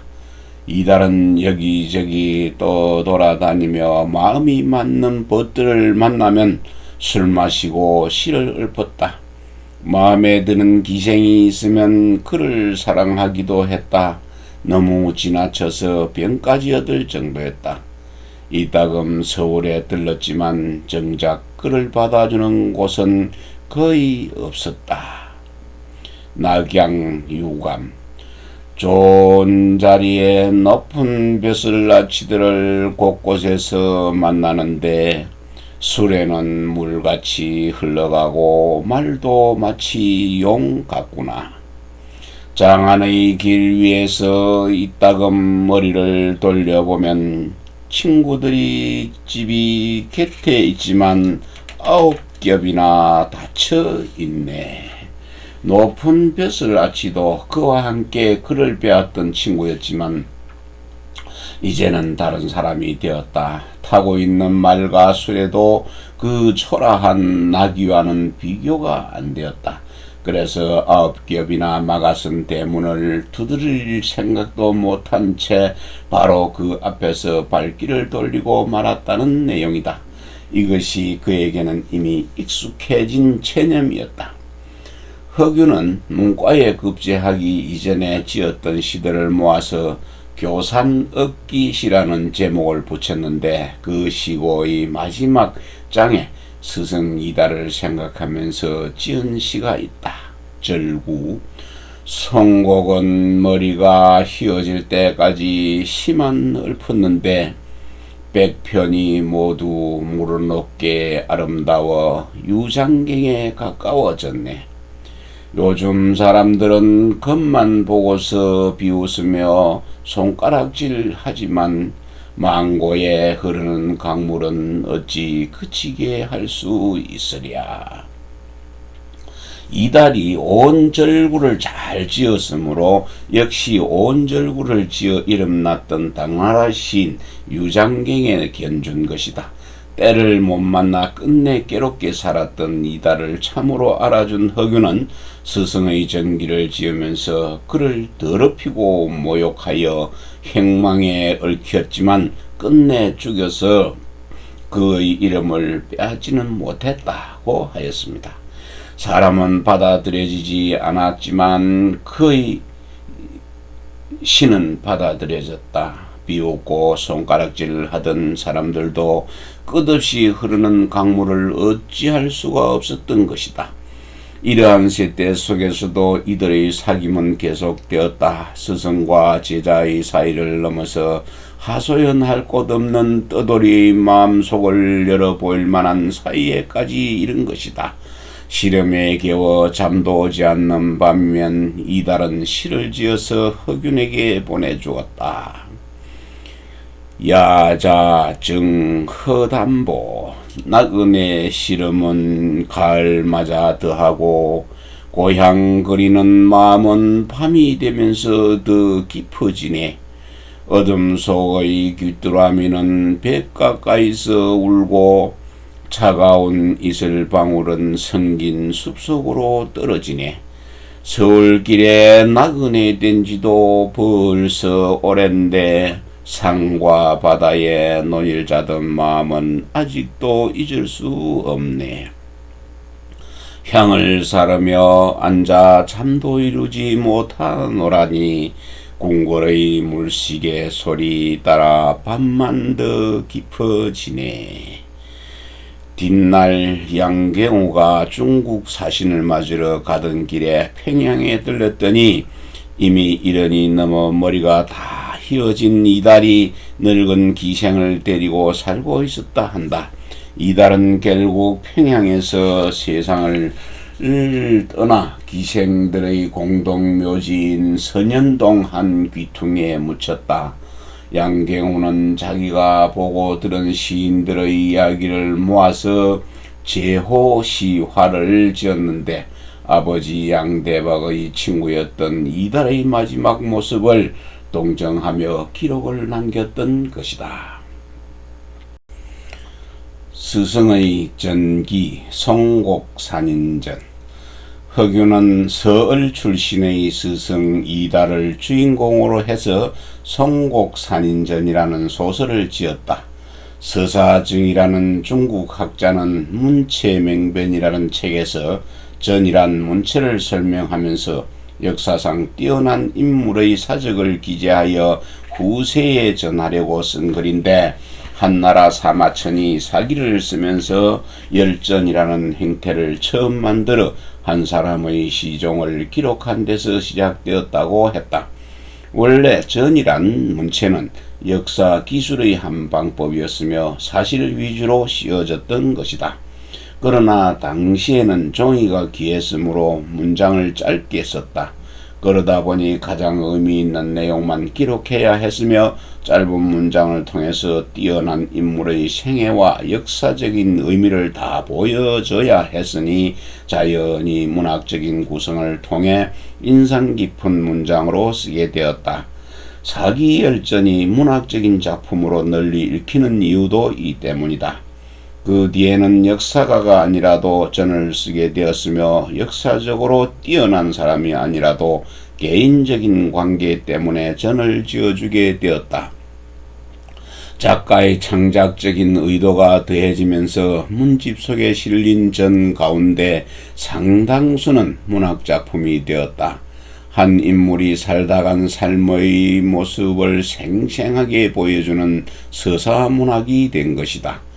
허균은 5편의 전을 지었는데 모두 성소부부고 권 8, 문부 5에 실려있다.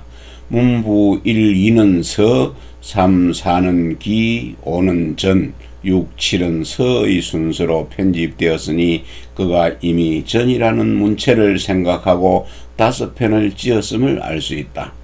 그가 지은 전은 모두 넓은 의미의 한문 소설에 들어간다. 5편의 주인공들은 모두 실제 인물이며 허균이 만났던 인물들이다.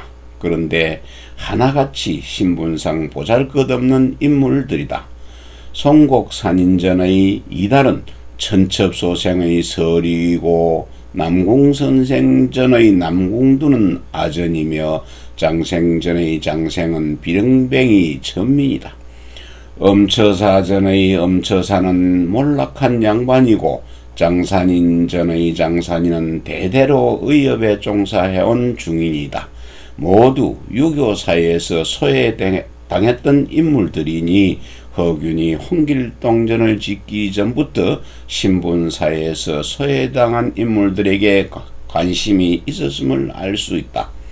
남다른 능력을 지녔으면서도 부조리한 사회체제 때문에 시련을 당해야 했고 그런 사회와 맞서 끝내 자신을 굽히지 않고 살아간 주인공들의 이야기를 허균은 소설로 썼다.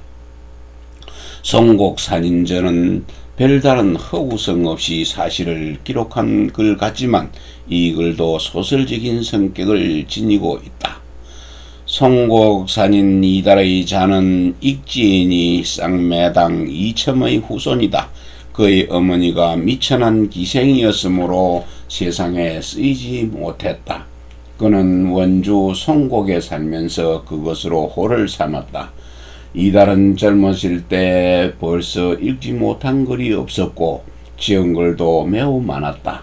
한때 한리학관이 되었으나 뜻에 맞지 않는 일이 있어서 벼슬을 버리고 떠났다. 고죽 최경창, 옥봉 백광훈과 함께 논일며 몹시 기뻐하여 시사를 맺었다. 그 무렵 그는 소동파의 시를 본받아서 그 뼛속까지 터득했으므로 한 번 붓을 들면 곧 몇백 편을 지었는데 모두 아름답고 넉넉해서 읊을만했다. 하루는 사암 박순 상공이 이달에게 이르기를 시의 돈은 마땅히 당으로서 으뜸을 삼아야 한다네. 소동파가 비록 호방하기는 하지만 벌써 이주로 떠진 것일세 라고 충고하면서 곧 책 실흥 위에 꽂힌 이태백의 악부가 등과 왕유 맹호연의 근체시를 뽑아주었다. 이달은 깜짝 놀라서 시의 발음 법도가 여기에 있음을 그제야 깨달았다. 그는 앞서 배웠던 것들을 모두 내버리고 옛날에 응거했던 송곡의 집으로 돌아왔다. 이태백의 악부, 등과 왕유의 맹호연의 근체시를 뽑아 주었다. 이 소설 첫머리에 허균은 이달의 선조가 뛰어난 문장가이자 재상이었지만 기생처백에서 태어나는 바람에 세상에 쓰이지 못하게 되었다고 설명했다. 아버지의 이름조차 밝히지 않은 것도 그 아버지가 이달에게 아무런 도움도 되지 못했기 때문이다. 이달이 세상에 쓰이지 못한 이유는 그가 실력이 없기 때문이 아니라 자기 의지와는 상관없이 기생처백에서 태어났다는 이유로 신분제약을 가하는 사회의 체제 때문이었다. 허균이 지은 다른 한문소설의 주인공들처럼 이달도 남다른 능력을 지닌 제사였다. 이달은 당대에 가장 뛰어난 시인이었으므로 허균은 그가 시를 익힌 과정을 낱낱이 소개하였다. 조선 초기 문단의 유행이었던 송나라의 시를 공부해서 이름을 날리다가 당나라 시를 퍼뜨리던 박순을 만나는 순간 그동안의 공부를 다 버리고 당나라 시를 배우게 된 사연도 간결하게 묘사하였다. 지나치게 사변적이고 도학적인 송나라 시를 주로 공부했던 그에게는 진솔한 인간의 감정 표현에 힘쓴 당나라 시가 너무나 마음에 들었던 것이다. 이달은 송곡 옛집에 들어앉아 5년 동안 당나라 시집만 읽고 시를 지었다. 밤을 낮삼아 무릎이 자리에서 떠나지 않기를 5년이나 계속했다. 어느 날 갑자기 마음이 밝아져서 마치 무엇을 깨달은 듯 싶었다. 그래서 시를 지어보았더니 시어가 매우 맑고도 적절해서 옛날의 모습을 깨끗하게 씻어버렸다고 한다. 허균이 이달을 처음 만나 스승으로 모신 것도 이 무렵이다. 그는 스승이 시 짓는 모습을 이렇게 묘사했다. 그는 시를 지을 때 말 한마디까지도 같았으며 글자 하나까지도 닦았다. 다시, 그는 시를 지을 때 말 한마디까지도 갈았으며 글자 하나까지도 닦았다. 또한 소리와 율까지도 알맞게 갈고 닦았다. 법도에 알맞지 않는 것이 있으면 달이 가고 해가 가더라도 고치기를 계속했다.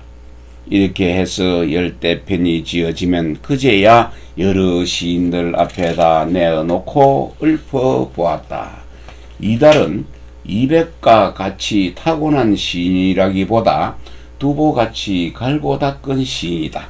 그의 시에서 두보의 분위기가 느껴지는 것도 그 때문이다. 허균은 이 소설의 앞부분에서 이달이 당대 최고의 시인으로 이름나게 된 과정을 묘사하였고, 뒷부분에서는 그럼에도 불구하고 벼슬도 못한 데다가 사람들에게까지 미움까지 받았던 이야기를 기록했다.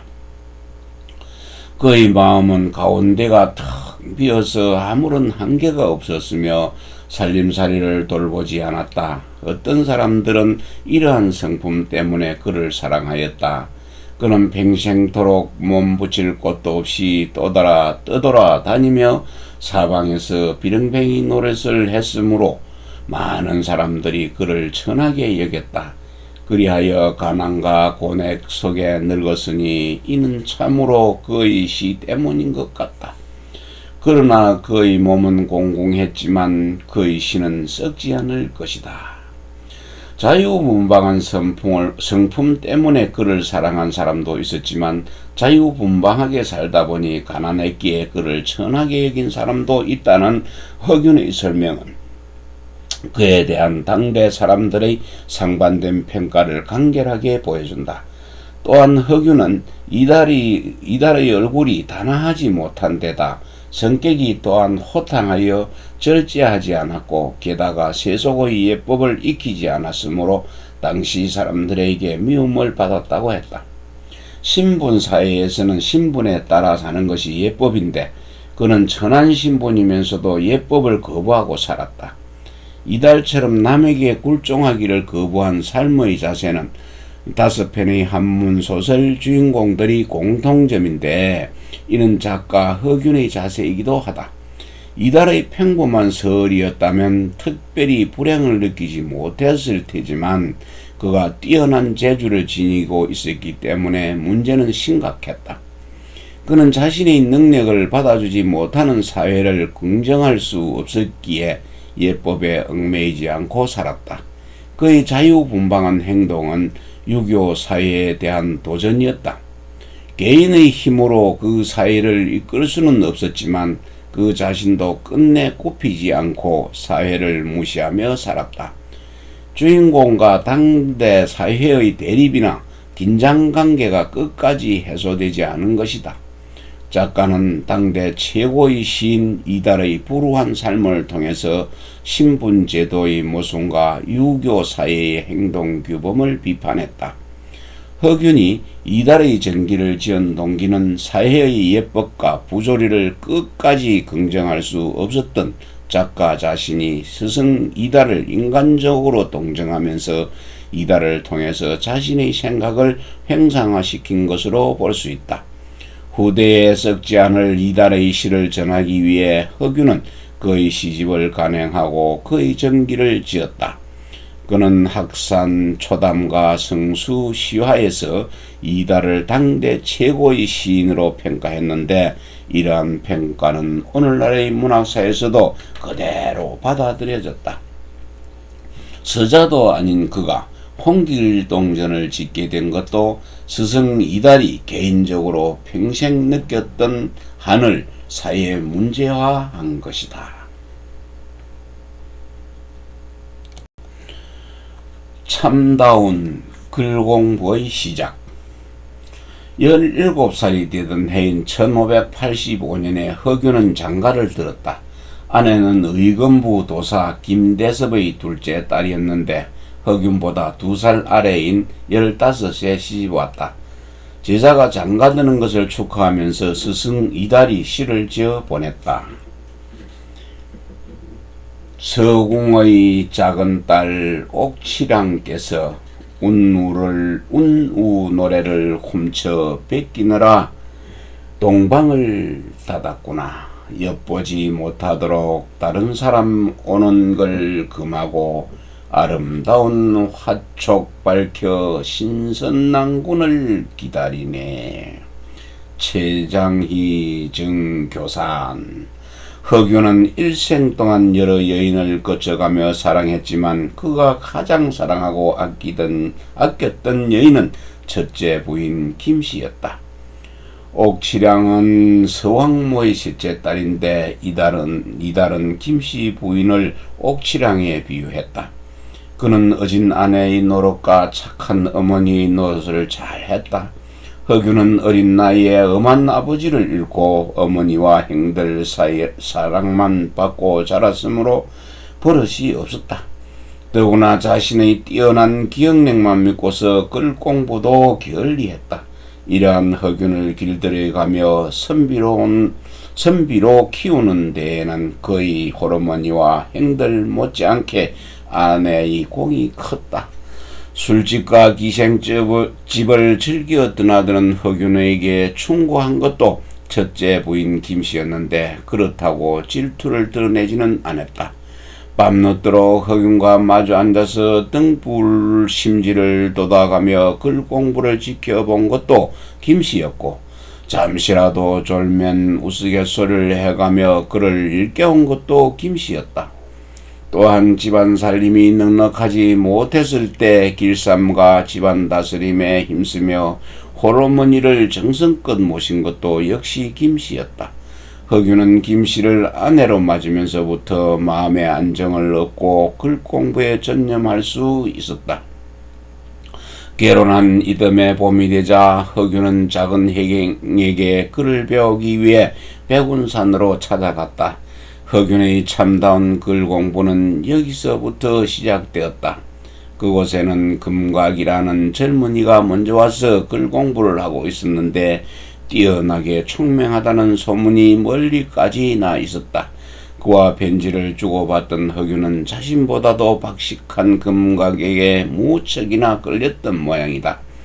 신혼살림이 정리되자마자 작은 행도 볼 겸 금각도 만날 겸해서 허균은 첫날 김학을 데리고 백운산으로 들어갔다. 금각은 허균보다 다시 위해서 신혼살림이 정리되자마자 작은 행도 볼 겸 금각도 만날 겸 해서 허균은 처남 김학을 데리고 백운산으로 들어갔다. 금각은 허균보다 2살이나 어린 아우였는데 이들은 친형제 같이 가깝게 지냈다. 금각은 12세 벌써 읽지 않은 책이 없다고 소문날 정도의 천재였다. 15이 되던 해 마침 허봉이 귀향에서 풀려났으므로 금각은 책 상자를 쌓아 짊어지고 이 천재 문인에게 찾아가 제자가 되기를 청했다. 허봉은 금각의 아버지에게 편지를 보내면서 참으로 그가 제게 스승이 될지언정 제가 그의 스승이 될 수는 없습니다 라고까지 칭찬을 했다. 허균은 그와 가장 가까운 글벗이 되었다. 금각의 글솜씨는 곧 세상에 널리 알려졌다. 그가 지은 주유, 천하기, 풍창낭화 등의 문장들은 특히 뛰어났으며 이 글을 뺏겨서 외우는 사람들도 많았다. 그러나 산속에서 건강도 돌보지 않고 글 공부만 하던 그는 결국 폐결핵에 걸렸고 2년 뒤에 18세의 젊은 나이로 세상을 떠났다. 허균의 친구의 죽음을 슬퍼하며 묘지명을 지었다. 병술년 1586년 가을에 폐결핵을 얻어 나날이 초췌해졌지만 오히려 손에서 책을 놓지 않았다. 아버지와 형들은 그의 병이 더욱 깊어질까 염려되어 공부를 말렸지만 그는 그 말을 듣지 않고 이렇게 말했다. 아침에 도를 들으면 저녁에 죽어도 좋다고 했습니다. 제가 좋아하는 일이라서 힘든 줄을 모르겠으니 어찌 이 몸을 상하겠습니까? 그리고는 사마광의 통감, 강목 등 여러 의학서들을 두루 보다가 말했다. 하늘이 만약 내게 몇 년을 더 빌려준다면 아직도 채 읽지 못했던 책들을 다 읽고서 세상 마치기를 바란다. 병이 이미 돌이킬 수 없이 되었지만 생각은 여전히 어지러워지지 않았다. 부모에게 쓸데없는 기도를 못하게 하면서 이렇게 말했다. 죽는 것은 운명에 달렸습니다. 기도는 해서 못하겠습니까? 나의 죽음은 19살이 되기 전에 죽은 장상이니 신주를 세우지 않는 것이 좋겠습니다. 또한 몸과 넋은 땅으로 돌아가고 귀신의 기운은 가지 않는 곳이 없으니 나를 여기에다 장사 지내는 것도 또한 좋겠습니다. 어찌 고향 선영으로 돌아갈 필요가 있겠습니까? 시골길이 험하고도 멀어서 부모님께 근심 더 끼칠까봐 걱정이 됩니다. 그는 병중에 있으면서 스스로 자기의 지문을 지었습니다. 봉성 사람 금곽의 자는 은공이다. 7살에 그를 배웠고 18배 죽었다. 뜻은 원대했지만 나이 젊어 죽었으니 운명이다. 또한 임종할 무렵에 스스로 자신의 제문을 지었다. 아버님이여, 어머님이여, 나를 위해 울지 마소서. 금각이 자신의 죽음을 위해 지은 지문과 제문만 보더라도 감정을 절제한 그의 글솜씨를 알 수 있다. 허균은 작은 행에게서 옛글을 배우면서 그 이전에 과거급제를 위해 하던 글 공부와는 달리 삶을 위한 학문에 비로소 눈을 떴다. 뒷날 이생이란 제자에게 보내는 편지에서 허균은 그제야 문장의 길이 여기 옛글에 있는 것이지 저기 과거 준비에 있지 않다는 것을 알았다고 불교의 가르침을 전해준 사명당. 허균은 작은행과 함께 지내면서 글 공부 외에도 많은 이야기를 들었으며 여러 친구들을 만나게 되었다. 허봉은 이즈음 불교에 빠져들기 시작했는데 허균 역시 불교에서 깊은 영향을 받았다. 그 가운데서도 가장 인상 깊었던 것은 사명당과의 만남이었다. 사명당은 18살에 선과에 급제한 뒤 글재주로 이름을 날렸고 여러 선비 및 명사들과 가까이 지냈는데 그 가운데서도 허봉과는 내기를 할 정도로 가까웠다. 사명당은 허봉보다 7살 위였다. 허균이 사명당을 처음 만난 것은 작은행을 따라다니면서 글을 배우던 병술년 1586년 여름이었다. 허균은 사명당을 처음 만나던 순간을 오래도록 기억했다. 그로부터 26년이나 지난 뒤에 사명당의 문집인 사명대사집이 나오게 되었는데 사명당의 제자인 해구 스님의 부탁으로 이 책의 머리말을 쓰면서 허균은 그 옛날의 첫 만남을 이렇게 해고했다.